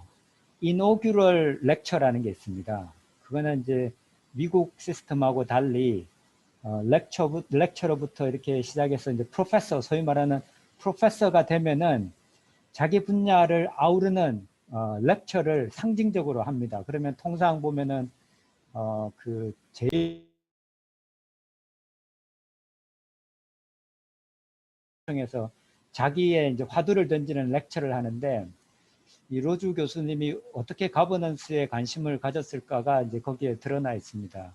요크 대학에서 이노규럴 그러니까 프로페서가 돼서 렉처를 할 때는 전반적인 행정학에 대한 그 조망을 하는 걸로 하고 그다음 학교를 뉴캐슬 대학으로 옮겨서 이제 거기서 벌써 이노규럴 렉처를 했는데 내가 그러면 어떤 주제를 가지고 이제는 연구를 할까라고 하다가 여러 동료들하고 고민하고 이야기를 나누면서 거버넌스라는 것에 관심을 가지게 되고 1년의 논문을 쓰고 그게 이제 거버넌스의 큰 주춧돌이 되는 연구들을 이제 하셨는데 어떻게 보면은 이명석 교수님께서도 거버넌스라는 것을 로즈 교수만큼 아니면 이상으로 고민을 하신 게 아닌가 이런 생각이 들었습니다.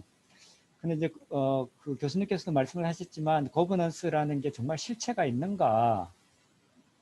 거버먼트에서 거버넌스로 이렇게 그 이행하는 그 자체를 잘 설명하고 그다음에 그 내용을 전달하는 데는 굉장히 중요한 개념이고 툴이긴 한데 과연 이 실체가 뭔가를 굉장히 고민하시는 것으로 저는 이해를 했고요. 이제 저는 그 사회과학에서 주요 대비되는 액터들에 대한 내지는 대비점에 대한 고민을 사회학 과학자들이 많이 합니다. 예를 들면 정부와 시장, 하이라키와 시장, 국가와 사회, 우리 행정학자는 정치와 행정. 그런데 이제 거버넌스는 제가 생각하기에는 이 모든 것을 다 아우르는 겁니다. 그래서 사람에 따라서 굉장히 맞춤형으로 거버넌스라는 개념을 가져와서 쓰는 거죠. 그래서 장점은 굉장히 유연하고 변화를 설명할 수 있는 아니면 변화를 푸시할 수 있는 그런 중요한 개념이긴 한데 교수님께서 말씀해 주신 것처럼 여전히 그러면 정확한 데피니션이 뭔가라는 그 고민을 태생적인 한계가 있기 때문에 저희들이 지금도 하고 있는 게 아닌가 생각합니다. 로즈 교수는 원래 팔러시 네트워크에 관심이 있었죠. 연구 시스템을 보고 나서. 그러니까 이제 네트워크에 원래부터 이제 관심이 있었고 그것은 정부 내에서의 네트워크로부터 시작해서 정책 네트워크까지 이렇게 되면서 조금 더 이렇게 진화된 것이 아닌가. 그리고 네트워크에 대한 주된 그 관심이 본인의 거버넌스 개념을 만드는 데 굉장히 중요하게 작용한 것이 아닌가 이런 생각이 듭니다. 그래서 이제 거버넌스의 로커스와 포커스가 있는 것 같습니다. 그래서 연구 대상이 아까 OTT, IT 거버넌스, 그 다음에 환경 거버넌스로부터 시작해서 대상이 굉장히 달라지면서 정부가 단독으로 하는 것이 아닌 모든 것을 통칭하는 것을 거버넌스라고 하다 보니까 수식어가 많이 따라 붙는 것 같아요. 네트워크 거버넌스도 있고 협력적 거버넌스도 있고 그래서 어떻게 보면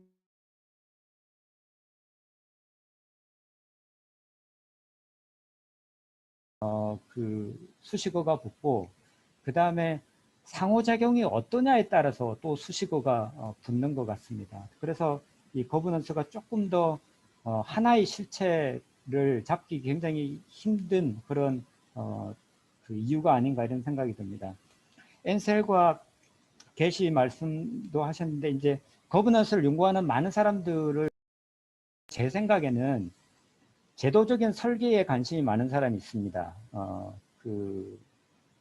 저기 엔셀과 게시도 사실 인스티튜셔널 디자인에 관심이 있은 거죠. 그 공유제에 관련된 것을 어떻게 할 건가 인스티튜셔널 디자인에 관심이 있는 것이죠. 그 다음에 정책을 연구하는 사람 중에 조금 매크로하게 하는 분들이 또 거버넌스에 관심을 많이 가집니다. 예를 들면은 이제 가이 피터스 같은 분들이죠. 가이 피터스 선생님의 원래 전공은 사실은 헬스케어 팔러스입니다.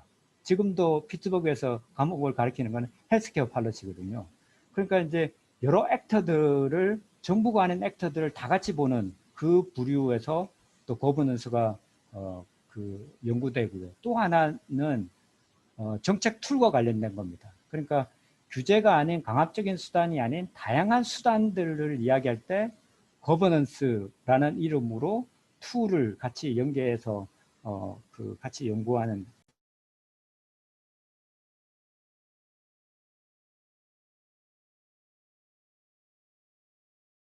다른 그런 것들을 저희들이 살펴볼 수가 있는 것 같습니다. 그래서 그렇기 때문에 특징적으로는 조금 학제관적인 연구가 가능하게 된 것 같고요. 거버넌스라는 게. 그리고 말씀드린 유연한 틀을 가지고 있기 때문에 맞춤형, 굉장히 다양하게 적용될 수 있는 장점도 있었던 것 같고요.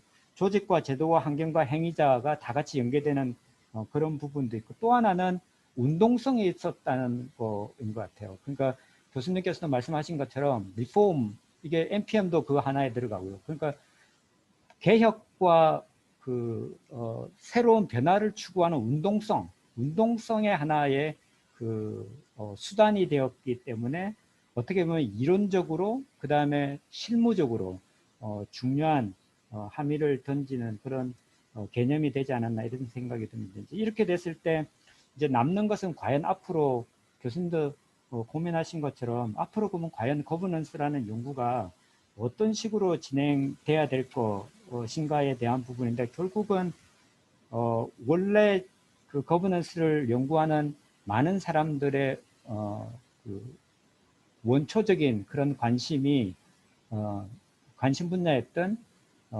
제도 설계의 부분과 그 다음에 정책 툴에 대한 부분과 그 다음에 그 안에서 일어나는 여러 가지 파워의 문제와 책임성의 문제 이런 것들이 굉장히 중요하게 다루어질 수밖에 없다. 개인적으로는 그런 생각을 하고요. 그러면 거버넌스가 과연 다른 것과는 정말 동떨어진 그런 개념인가 그런 것 같지는 않고 최근 들어서 많이 사람들이 이야기하는 사실 플랫폼 정부라는 플랫폼 안에도 이제 네 가지 이렇게 유형으로 보면은 결국은 정부 부처 간의 플랫폼이 있고 특정한 서비스와 관련해서 사회 시민단체를 포함한 그런 에코시스템, 팔러스 에코시스템의 플랫폼이 있고 그 다음에 몇 년 전부터 많이 다루어진 소위 말하는 시민 소싱, 크라우드 소싱, 시티즌 소싱, 시민을 액터로서 중요시하게 다루는 그런 부분까지 연결해서 보면 결국은 굉장히 유사하게 진행되는 것이 아닌가 이런 생각이 듭니다. 마지막으로 한 말씀만 더 첨언을 하면은 거버먼트와 거버닝과 대비되면서 거버넌스라는 개념을 사실은 실제 개념적으로는 이해를 하려고 시작하는데 거버넌스가 지향하는 바를 따지고 보면 동사를 새로이 찾아야 되는데 왜냐하면 거버닝이 거버넌스의 운동성을 포함하지 않고 있기 때문에 그래서 저는 거버넌싱이라는 새로운 동사가 필요하다. 그래서 왜냐하면 거버닝으로 거버넌스를 명사화시키는 것은 그 내용을 담지 못하기 때문에 저는 개인적으로는 거버넌싱이라는 새로운 동사가 필요하다고 생각을 하고 있습니다. 그래서 이제 그런 틀 속에서 보면 교수님께서 이렇게 구글 트렌드 앵그램으로 이렇게 보여주셨던 그런 부분들이 앞으로의 불확실성이 높아지는 그리고 굉장히 복잡 다기화되는 다양한 사회 문제를 해결하기 위해서는 결국은 그 의미가 한마디로 정의될 수는 없지만 여러 그룹의 사람들이 거버넌스라는 것을 접근하고 이해하려고 노력했던 것처럼 앞으로 저희나 저희 또 제 후배 학자들이 계속해서 동일한 연장선에서 고민을 계속하지 않을까. 그래서 어떻게 보면 교수님께서 20년을 앞두고 큰 정리를 하고 싶은 것처럼 어떻게 보면 30년, 40년 뒤에도 조금 더 한 발 한 발 더 나가는 차원에서 후학들이, 후배들이 더 그런 공부를 더 해야 되지 않을까 이런 생각을 하게 됐습니다. 네, 이상입니다. 예, 문 교수님 좋은 토론 감사합니다. 그 로데스 교수의 취임 강의부터 시작을 해서 또 특히 이 거버넌스라고 하는 개념의 그 로커스 포커스를 중심으로 해서 이 네 가지 크게 나누어서 또 설명을 해주시고 마지막에 그 거버넌싱의 필요까지 말씀을 해주셨는데 저도 개인적으로 보면 이것이 굉장히 다차원적이고 다영역적인 개념이 아닌가 그런 측면에서 우리가 좀 접근을 해보면 훨씬 더 좋겠다라는 생각도 들었습니다. 자, 이어서 이종욱 교수님 토론 듣도록 하겠습니다. 예, 오늘 그 이명석 교수님 저 발표 잘 들었고요. 오늘 아까 우리 문명재 교수님 해주신 말씀대로 정말로 공부하는 그런 시간이었고 진짜 이명석 교수님 그 강의로 다 채워줬으면 좋겠다는 생각이 들 정도로 아주 유익한 그런 시간이었습니다. 아마 모든 분들이 동일한 생각을 하고 계시지 않을까 싶고요. 그래서 방금 마침 우리 또 문명재 교수님께서 또 중요한 말씀을 해주셨는데 그 연장선상에서 그 거버넌싱이라고 하는 그 단어 굉장히 주목해 볼 만한 그런 가치가 있다고 생각합니다. 일종의 satisfying하고 비슷한 이야기가 아닌가 하는 그런 생각이 들고요. 근데 사실은 제가 지금 또 satisfying이라는 말씀을 드렸는데 이 거버넌스와 관련된 우리의 지적인 탐구가 현재 satisfying 해야 되는 것이 아닌가 하는 생각이 좀 들어요. 그러니까 사실 거버넌스라고 하는 것 자체가 워낙에 큰 개념이고 워낙 다양한 용도로 쓰이고 있기 때문에 학문적 관점에서 봤을 때 최적의 활용을 우리가 할 수 있겠느냐라고 하는 것이 사실은 우리의 고민인데 현 시점에서는 그야말로 satisfying 해야 되는 것이 아닌가 하는 그런 생각이 듭니다. 자, 그래서 그 governance라고 하는 용어는 아까 우리 문명재 교수님도 비슷한 말씀을 해주셨는데 저는 일종의 이게 좀 멜팅 팟이 아닌가 싶습니다. 멜팅 팟. 그래서 아까 다학제적인 접근 우리 다 이야기했던 건데 뭐 정치학도 그렇고요, 사회학도 그렇고 우리 행정학도 그렇고 경영학도 그렇고 이 governance라고 하는 용어가 사실은 정말 중요한 가운데 우리 공통 분모가 되는 것 같고요. 그래서 이 governance를 중심으로 다양한 학문적인 관점들이 집결이 될 수 있고 또 다양한 논의가 이루어질 수 있는 굉장히 중요한 사회과학의 멜팅팟이 아닌가 하는 생각이 듭니다. 그래서 그러한 관점에서 봤을 때 우리가 지금 현재 우리가 행정학 연구를 진행함에 있어서 우리 행정학적 관점에서 지금 거버넌스의 그 의미를 더 명확하게 정립을 하고 학문적 발전을 이끌어 나감에 있어서 다른 학문 분야에서 우리 거버넌스를 지금 어떻게 바라보고 있는가도 동시에 한번 살펴본다면 우리가 그나마 satisfying을 함에 있어서 조금 더 마음이 편해지지 않을까 하는 그런 생각도 좀 한번 해봤습니다. 자, 그러면서 사실은 오늘 이명석 교수님께서 우리가 거버넌스를 공부함에 있어 굉장히 중요한 퀘스천들을 미리 마련을 해주신 것에 굉장히 감사를 드립니다. 자, 그래서 총 7개의 토론 주제를 주셨는데요. 사실 뭐 하나하나 대답하기가 상당히 어려운 것 같은데요. 저는 뭐 그 중에서도 특히 이제 마지막 그 질문이 상당히 좀 흥미롭게 다가왔습니다. 자, 여러분들 아마 지금 뭐 화면을 보고 계시는 분도 있을 거고 아닌 분들도 계실 텐데 마지막 질문이 뭐였냐면 파트너십, 그러니까 해외에선 파트너십으로 주로 거버넌스가 이해가 되고 있고 한국에서는 시민사회 정책결정 참여로 이해가 되고 있는데 그 이유 그리고 그 의미는 무엇인가라고 하는 질문을 주셨어요. 그래서 사실 저는 굉장히 의미가 있다고 보고 사실은 이 부분과 관련해서 우리가 조금 히스토리를 좀 들여다볼 필요가 있지 않는가 하는 그런 생각이 듭니다. 아까 이명석 교수님께서 실증적으로 보여주신 것처럼 사실 우리나라에서 거버넌스라고 하는 용어가 본격적으로 사용되기 시작한 것이 90년대 후반인 것 같고요. 그리고 그게 학문적인 어떤 연구의 대상이 본격화된 것은 2000년대 들어서인 것 같습니다. 자, 그러면 우리가 90년대 후반을 가만히 이제 회고를 해보면 그때가 어느 시기냐라고 하면 그때가 바로 DJ 정부 때입니다. DJ 정부 때 우리가 거버넌스라는 용어를 본격적으로 사용하기 시작한 것 같아요. 그러면 한국적 상황에서 우리가 거버넌스를 처음 사용하게 된 DJ 정부의 특징을 보게 되면 DJ 정부의 가장 큰 특징은 파워 쉬프트입니다. 권력이 그야말로 이동을 한 굉장히 정치학적으로 봤을 때 유의미한 시기가 아니었나 싶고요. 그래서 사실은 그 당시에 엘리트로서의 정부와 정부 관료는 기득권이고 그 기득권의 권력에 대치되는 그야말로 소외된 세력으로서의 새로운 세력들이 권력을 확장해 나가는 그 시기, 즉 정책 결정에 더 크게 참여할 수 있는 그런 어떤 공간이 마련되었다는 그런 의미를 갖는 차원에서 그 거버넌스가 한국에서는 시민사회 정책 결정의 의미를 더 크게 갖게 된 것이 아닌가 이런 생각이 듭니다. 사실 국민의 정부가 그 당시에 많이 강조했던 게 뭐냐면 다른 것이 아니라 국민의 정부라고 얘기를 했습니다. 그래서 정책 결정에 있어서 공식적 포지션에 있는 정부와 정부 관료들 그리고 공식적인 오토리티를 가지고 있는 그런 정치인들 뿐만이 아니라 일반 국민 그리고 시민사회들도 정책 결정에 참여할 수 있어야 된다라고 하는 당위론과 규범론이라고 하는 것이 굉장히 중요했던 시기에 거버넌스라고 하는 것이 유행하기 시작했고 그 거버넌스라고 하는 것은 그렇기 때문에 우리 나름의 의미를 갖게 된 것이 아닌가 하는 그런 생각을 갖습니다. 반면에 외국 같은 경우에는 파트너십의 의미를 많이 갖는다고 얘기를 했는데요. 저는 그 이야기가 아주 정확하다고 생각을 합니다.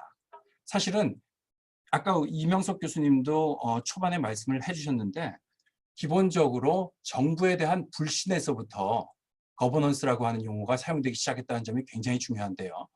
정부 실패라고 하는 것이 본격적으로 논의됐던 시점부터 거버넌스가 굉장히 중요한 의미로 부상하게 됐고요. 그러다 보니까 정부는 더 이상 효과적이지가 않다. 정부는 능률적이지가 않다. 따라서 우리는 정부에만 의존해서는 효과성과 효율성 모두 놓칠 수가 있다.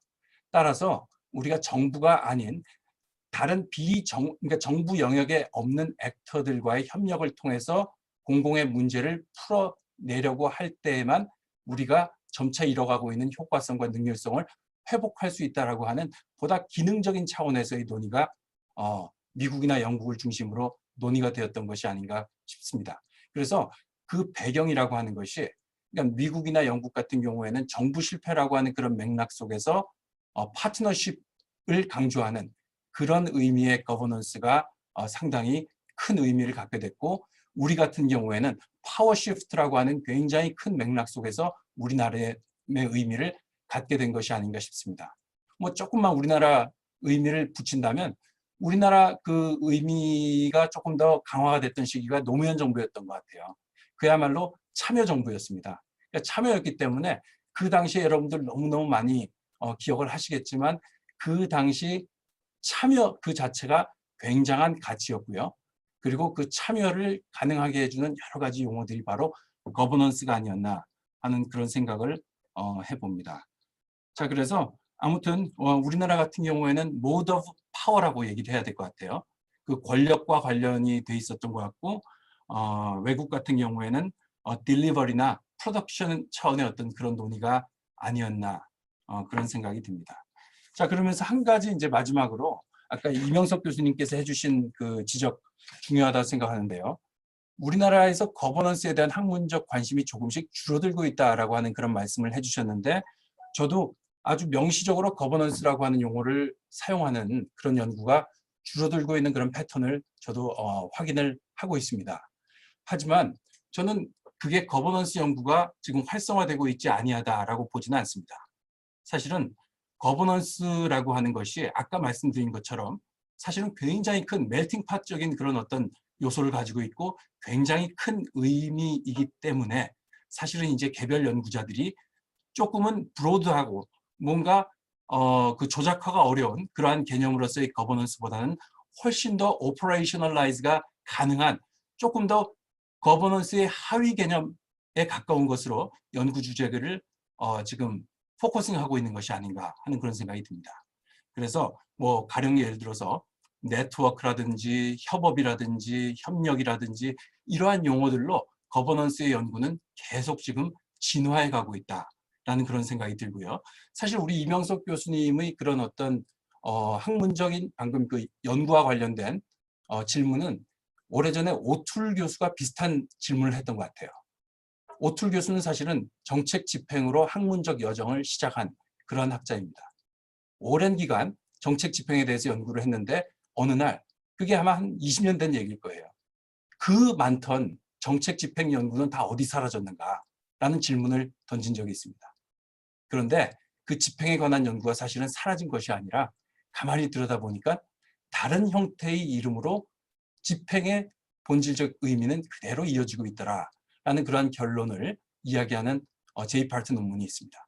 그래서 이와 마찬가지로 우리 거버넌스에 관한 연구도 훨씬 더 이제는 조금 더 포커싱이 있는 그러한 작은 영역 중심으로 훨씬 더 정밀하게 나아가고 있는 것이 아닌가 하는 생각이 들고요.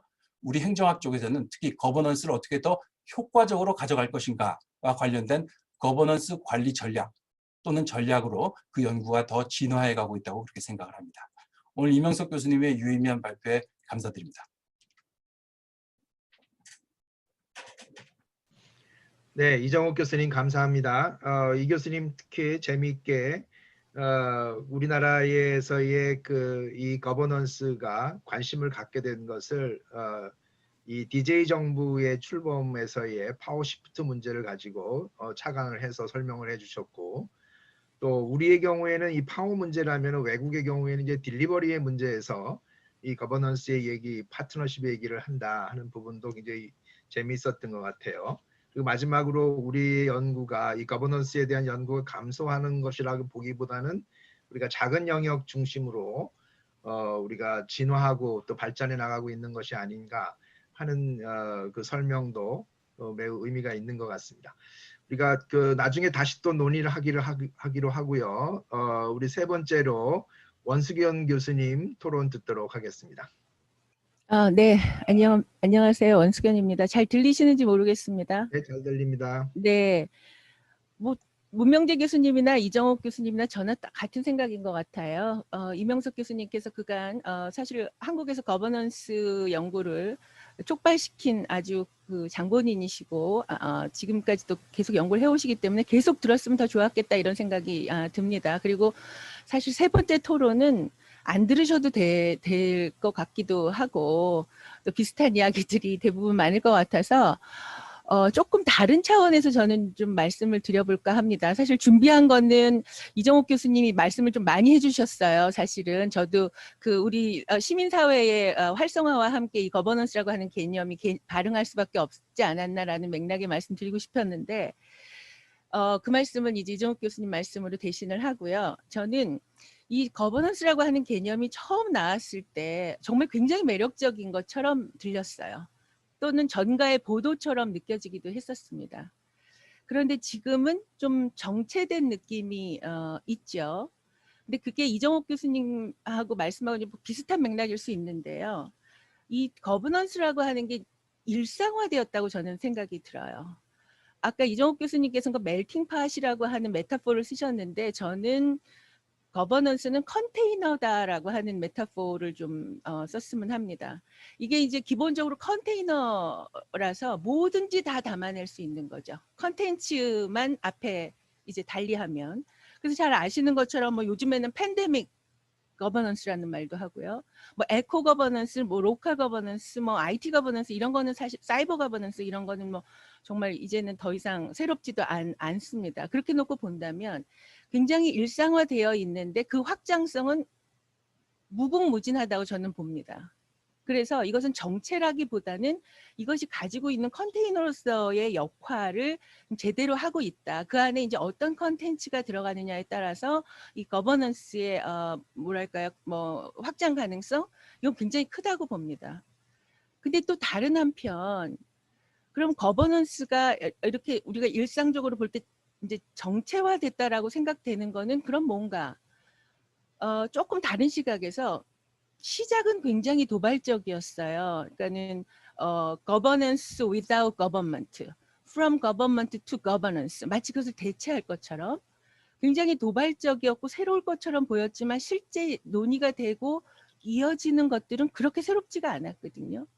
그러다 보니까 이제 이건 저에게 제가 좀 도발적인 말씀을 드리는 걸 수도 있는데요. 저는 계층제 거버넌스하고 크게 다르지 않다는 생각에서 다시 말하면 계층제가 만병통치거나 베스트는 아니지만 결국은 그것이 우리가 뭐 딜리버리의 문제가 됐든 프로덕션의 문제가 됐든 간에 계층제라고 하는 것으로부터 벗어나기가 굉장히 어렵다라고 하는 것을 확인하면서 이 거버넌스라고 하는 것이 시작은 되게 도발적이었지만 현실적으로는 그렇게 도발적인 게 아니었구나. 새로운 것이라고 보기는 기대만큼은 아니었구나라고 하는 생각들 때문에 아마 그게 뭐 어떤 분은 시들해졌다는 그런 아주 원색적인 표현까지 하시던데 시들해졌다기보다는 이제 좀 그 매력이 조금 떨어졌다라고 저는 그렇게 좀 보고 있습니다. 우리나라의 경우 아까 말씀하실 때는 이제 시민사회가 그동안 이렇게 소외돼 있었던 시민사회가 참여하는 하나의 루트로서의 거버넌스 뭐 그 부분도 있긴 하지만 저는 이 거버넌스라고 하는 개념이 이제 우리나라로 변용되어서 오면서 정부 그러니까 하이어라키와 마켓 간의 이 진자운동 이 지리한 진자운동의 하나의 대안으로서 그냥 제시됐었던 것 같아요.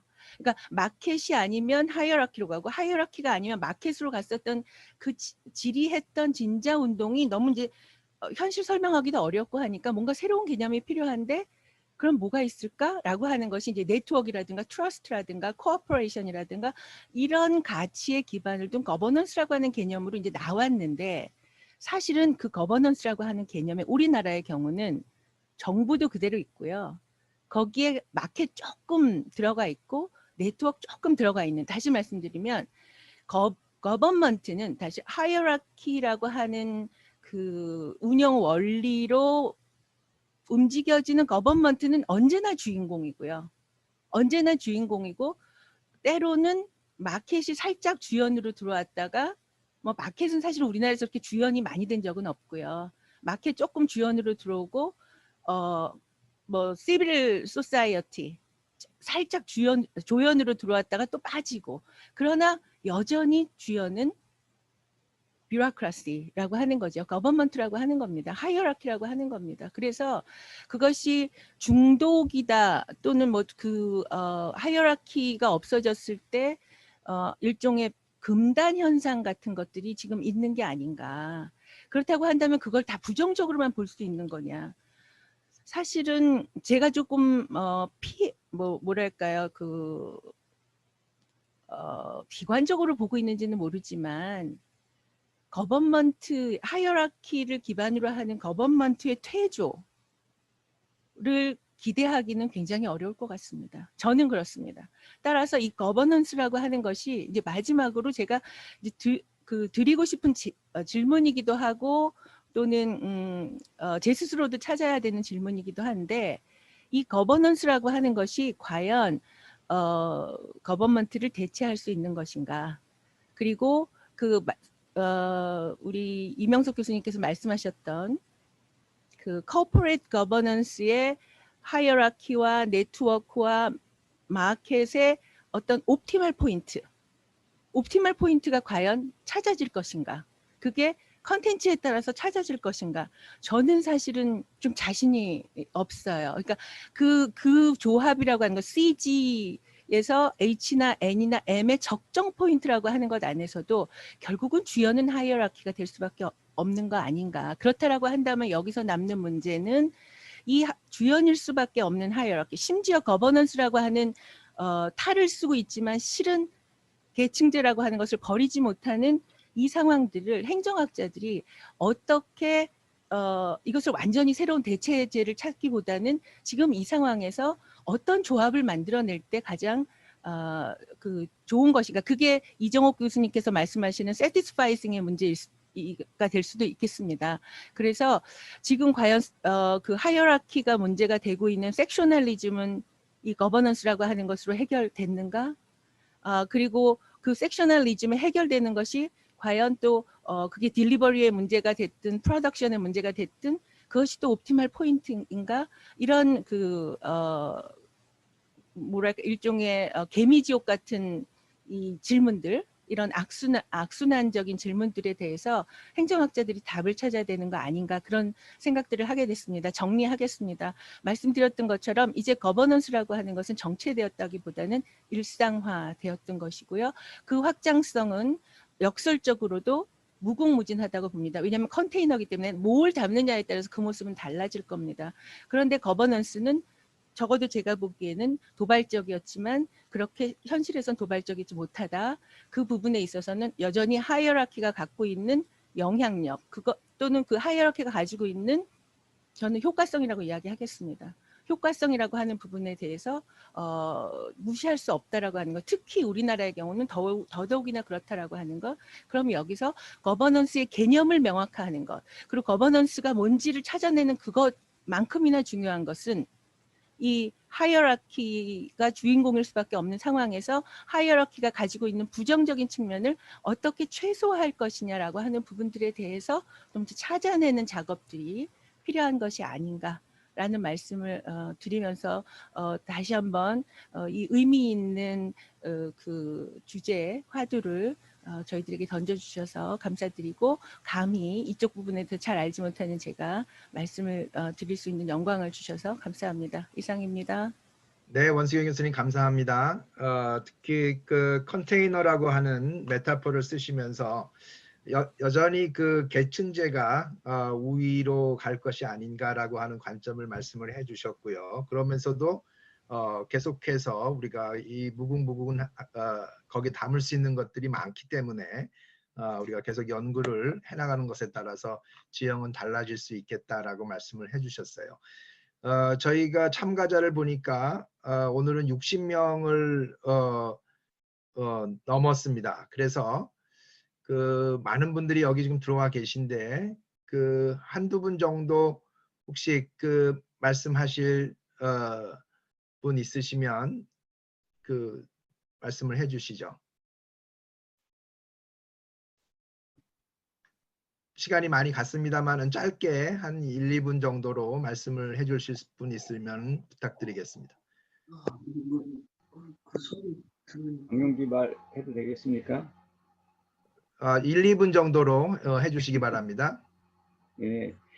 안녕하십니까. 우리 이명숙 교수님 발표 잘 들었습니다. 저는 뭐 직접 뵈지는 못했는데 그동안 책을 통해서 제가 사실 뵌 적이 있거든요. 좋은 책을 이렇게 제가 발견하고 처음부터 끝까지 본 적이 있어서 아주 반갑게 잘 들었고요. 근데 이제 제가 그걸 보면서도 그렇고 오늘 발표 들으면서도 느끼는 건데 거버넌스라는 개념이 무슨 새로운 개념처럼 우리가 받아들이고 있는데 거기서부터 미스의 출발이 아닌가 그런 생각이 듭니다. 거버먼트나 거버넌스 개념은 로마 시대 로마 시대인지 모르겠는데 한 옛날부터 있었는데 사람들은 거버넌스 개념이 새로운 용어라고 핵인싸, 약관 이런 무슨 그런 새로운 용어라고 이렇게 생각하고 있는 게 큰 오류고 그 오류의 시작이 어디서부터 왔는가 이런 것들에 대해서 굉장히 많이 생각을 해봤는데 그리고 거버넌스란 말을 그 시민단체나 이런 데서 굉장히 그걸 알면은 새로운 용어를 아는 것처럼 막 방송에서도 나오고 쓰고 그래가지고 상당히 뭔가 지금 이런 잘못된 단어의 어떤 뭐라 그럴까요?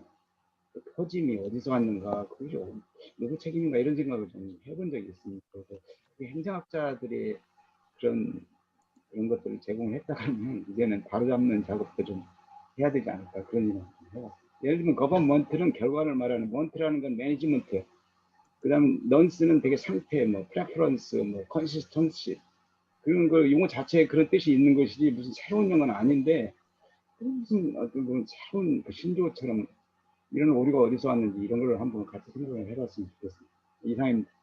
네, 감사합니다. 혹시 다른 분 더 계신가요? 저 답변 드려도 될까요? 예, 한 1, 2분 정도로 해주세요. 문정희 안녕하세요. 박사님입니다. 안녕하세요, 교수님. 반갑습니다. 저는 그냥 듣다가요, 제가 협력적 거버넌스라는 개념 자체를 많이 공부한 적이 없기 때문에 다만 제가 관심 있는 분야인 다문화 쪽에서 찾아봤거든요. 근데 이미 다문화 쪽으로 해서 협력적 거버넌스에 대해서 강조하신 부분이 있었습니다. 그리고 제가 봤을 때 토론하신 분들도 지금 말씀하시는 건 어쨌든 협력적 거버넌스로 감에 있어서 초점 대상이 중요한 것 같습니다. 그렇다면 다문화 가족에 관해서 제가 얼마 전에 논문 심사한 게 있는데 다문화 가족 지원 조례가 제정이 되고 있더라고요. 근데 이게 되게 웃긴 게 각 지자체별로 그 특정하는 대상이 다른 겁니다. 말하자면 다문화 가족만 지원 조례를 만든다거나 아니면 외국인 주민만 만든다거나 아니면 아예 다문화 가족과 이 외국인 주민을 통합해서 만드는 식. 이게 이제 서울시 자체도 각 구별로 대상 자체나 조례를 제정하고 있는 모습이 다르더라고요. 그렇다면 협력적 거버넌스는 어차피 가는 것이고 다문화조차도 우리는 정부 지원뿐만 아니라 그 비정부 기관, 이익 집단들을 통해서도 많은 NGO 단체를 통해서도 지원을 받고 있거든요. 그리고 이 부분은 많은 관심사가 필요한 재분배 정책입니다. 따라서 이러한 다문화 대상이 있어서도 아니면 외국인을 통합적으로 할 것인지 이런 초점부터가 먼저 정해져야 될 것 같고요. 그리고 이후에도 이런 것들이 마련될 때 말씀하신 것처럼 정부와 그리고 이 비정부 기관의 이해단체자 그리고 이 그 소수자를 지원하는 다른 또 단체들이 있거든요. 이러한 지역사회 단체들이 각각의 이해관계를 가진 모든 사람들이 연대를 해서 회의를 하고 그를 통해서 이러한 조례들이 제정이 된다면 뭐 개정과 개정 이런 뉴스들도 나오지 않을 것이고 좀 더 좋은 방향으로 정책이 굿 거버넌스로 가지 않을까 그런 생각이 들었습니다. 네, 네, 감사합니다. 예, 소원석 얘기 좀 해도 될까요? 잠시 짧게. 예, 저는 이명석 교수님께서 그 가버넌스에 대해서 하여튼 역사적인 이렇게 연원을 잘 찾아주셔서 도움을 많이 받았고요. 일단 우리 한국행정연구원에서 97년도에 저희가 세미나를 하나 했었는데 그 내용이 아마 조금 빠져 있는 것 같아서 제가 좀 말씀을 드릴까 해서 했는데 97년도에 국정관리와 행정이라고 하는, 제가 뭐 여기 보일지는 모르겠습니다만은 이제 그 세미나를 하면서 거버넌스라고 하는 개념을 소개하고 그 거버넌스의 한국적인 번역이 국정관리다라고 하는 것을 그 당시에 이제 노정현 그 원장님께서 했던 기억이 납니다. 그래서 그 내용이 좀 앞에 연구하실 때 포함이 됐으면 어떨까 싶은 생각이 들고요. 그래서 어떻게 보면은 이제 국정관리라고 하는 개념 자체가 1990년대 후반에 유럽에서 OECD라든지 UNDP 회의 같은 데에서 나왔던 개념들이 그 당시 한국으로 도입되었었다라고 하는 게 제가 기억이 나서 참조로 말씀을 드리고 싶어서 요청을 했습니다. 발표 아주 잘 들었습니다. 많이 배웠습니다. 감사합니다. 네, 감사합니다. 더 없으시죠?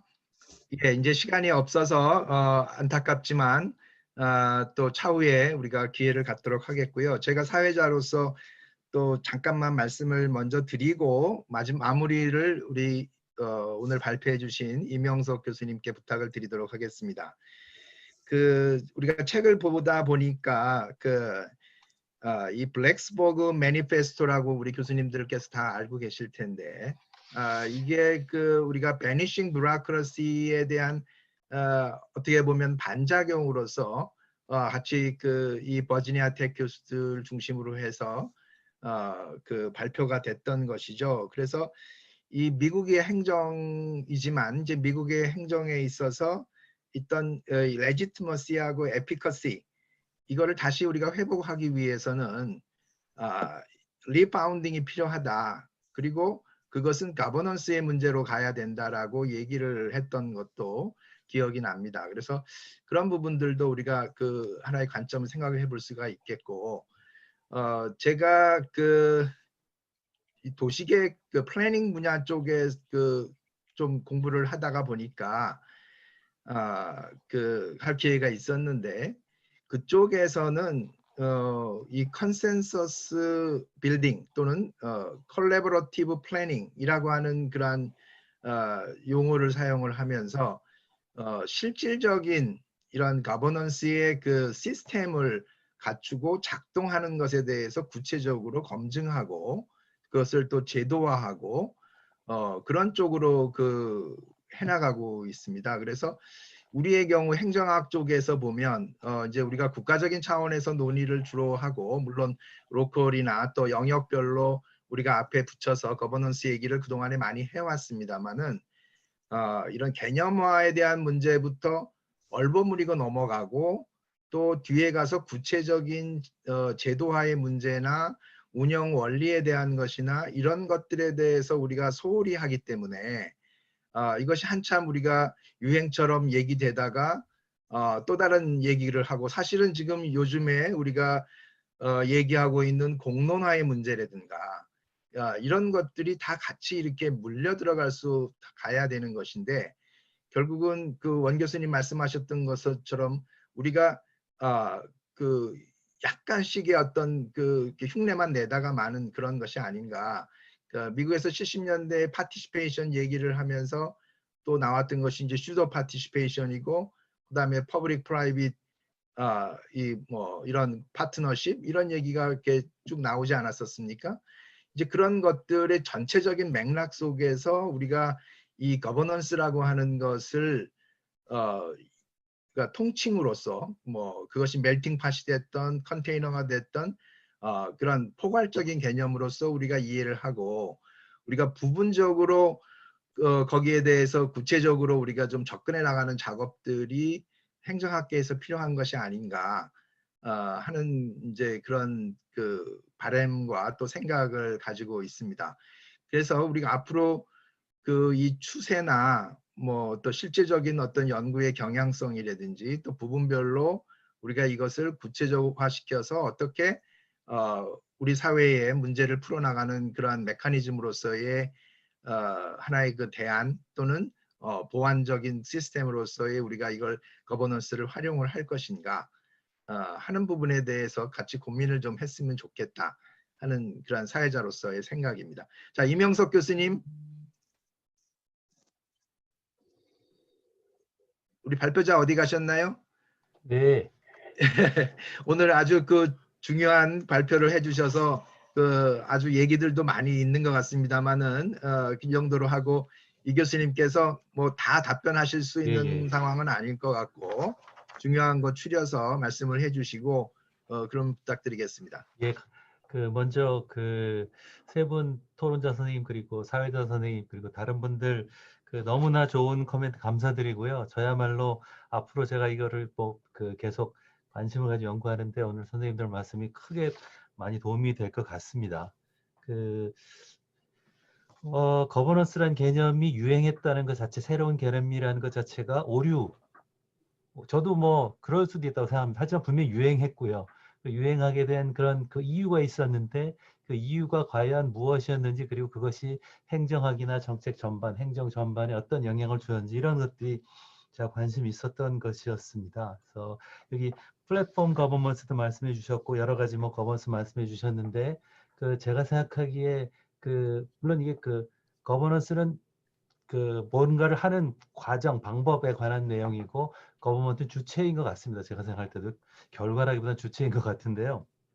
근데 그 저는 그 이 뭐 계층제가 됐건 시장이 됐건 네트워크가 됐건 그 사회 문제를 해결하는 방법이라고 생각하고요. 포커스인 거죠. 그러니까 누가 하는 일은 중요하지 않고 포커스는 점에서 그 거버넌스를 정의하는 것이 개념적인 혼란을 줄일 수 있다고 생각합니다. 그래서 뭐 이것이 예를 들면 무슨 뭐 지방에서는 하면 로컬 거버넌스가 되겠지만 그렇다 하더라도 그 지방에서 일어났다는 것 자체 때문에 로컬 거버넌스가 중요하다기보다는 그렇다면 거버넌스란 말을 쓸 필요가 없는 것 같고요. 어떻게 문제가 해결되고 있는지에 관심을 갖는 것이 더 중요하다고 생각됩니다. 그리고 이것이 그 건버먼트가 아닌 거버넌스라고 말을 할 때는 아까도 말씀드렸던 것처럼 네트워크라는 것 혹은 시장이 됐건 그런 것들이 중요하기 때문에 거버넌스란 말을 쓰겠죠. 그렇지 않고 여전히 정부가 여전히 계층제라면 거버넌스라는 말을 쓰는 것은 정말 오류죠. 심각한 오류고 그거는 그 호도하는 거죠. 그러니까 그 실제로는 전혀 다른 것이 없는데 말하자면 분식 행정인 것이 되는 셈인데 그런 것은 적절하지 않다고 생각됩니다. 그리고 이것이 일상화된 것은 전 그거 자체가 그 문제라고 생각이 됩니다. 그러니까 왜냐하면 그 보통 그 아까도 여러 선생님들 말씀하셨고 저도 여기서 썼던 것 같은데 책임성 확보, 공공성 뭐 이런 것들 때문에 네트워크 거버넌스는 이게 그 서스테이너블한 그런 것이 될 수 없고 결국은 계층제적인 그 해결이 필요하다는 것인데요. 원점으로 돌아가서 계층제가 그렇게 효율적이고 책임성을 확보할 수 있었다면 거버넌스란 말은 유행하지도 않았을 거고요. 그러니까 네트워크가 실패할 수 있는 것처럼 계층제도 실패합니다. 그런데 계층제는 잘 작동할 때를 가정하고 네트워크나 마켓은 잘 작동하지 않을 때를 가정해서 비교하면서 그러니까 언제나 계층제적인 통제가 그 최후의 보루인 것처럼 다뤄지는 것 그런 의미의 일상화라면 글쎄요, 저는 그것이 어떨까 생각됩니다. 그래서 아까도 말씀드렸던 것처럼 그 보신각 타종 때 아무도 없는 종로거리를 보는 것처럼 그런 것을 저희가 전혀 그 상상하지 못했는데 어쩌면 네트워크가 실제로 굉장히 중요한 역할을 하고 계층주와 무슨 비슷한 비중이더라도요. 그럴 수 있는 그런 그 사회 문제 해결이 더 일상적인 그런 그 세상이 올 수도 있지 않을까.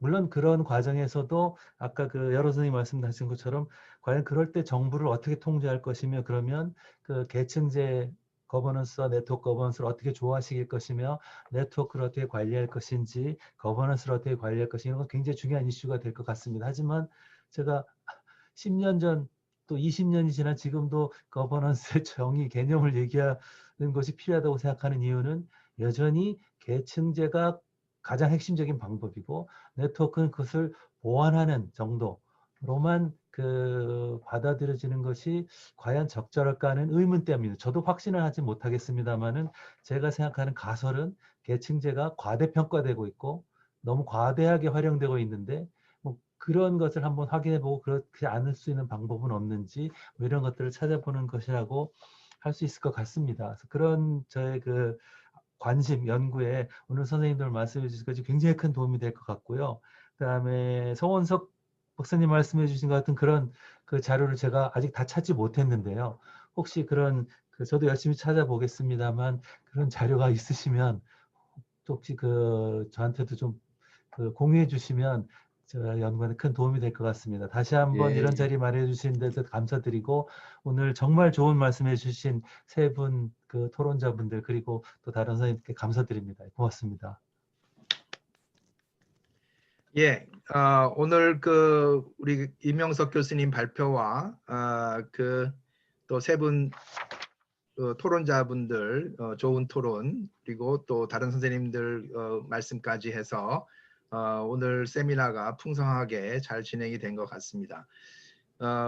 사실 지금 우리가 이제 행정학의 틀 속에서 논의를 해서 그런데 조금 더 넓혀 보면 우리가 가버넌스라고 얘기를 하는 것을 용어를 쓰고 있지는 않지만 우리가 얘기하는 가버넌스를 같이 얘기하는 부분들이 상당히 많이 있는 것 같아요. 그래서 앞서 말씀드렸던 이 플래닝 쪽에서는 이미 굉장히 메커니즘 체제가 상당히 잘 만들어져서 작동을 할 수 있도록 거기에서 이 정부 기관과 나머지 액터들의 어떤 협력 관계나 역할 거기서 중요한 것이 이제 커뮤니케이션의 문제이고 이런 것들이 되어 있고 또 뭐 어떻게 보면 실험적이라고 얘기를 하고 대체라고까지 우리가 얘기를 할 수는 절대 아직은 없지만 실험적인 단계이지만은 우리가 홀라크러시의 작동하는 메커니즘을 봐도 조직의 이론에 있어서 그것도 상당히 우리가 그것을 정부라고 하는 쪽으로 우리가 대비시켜 본다면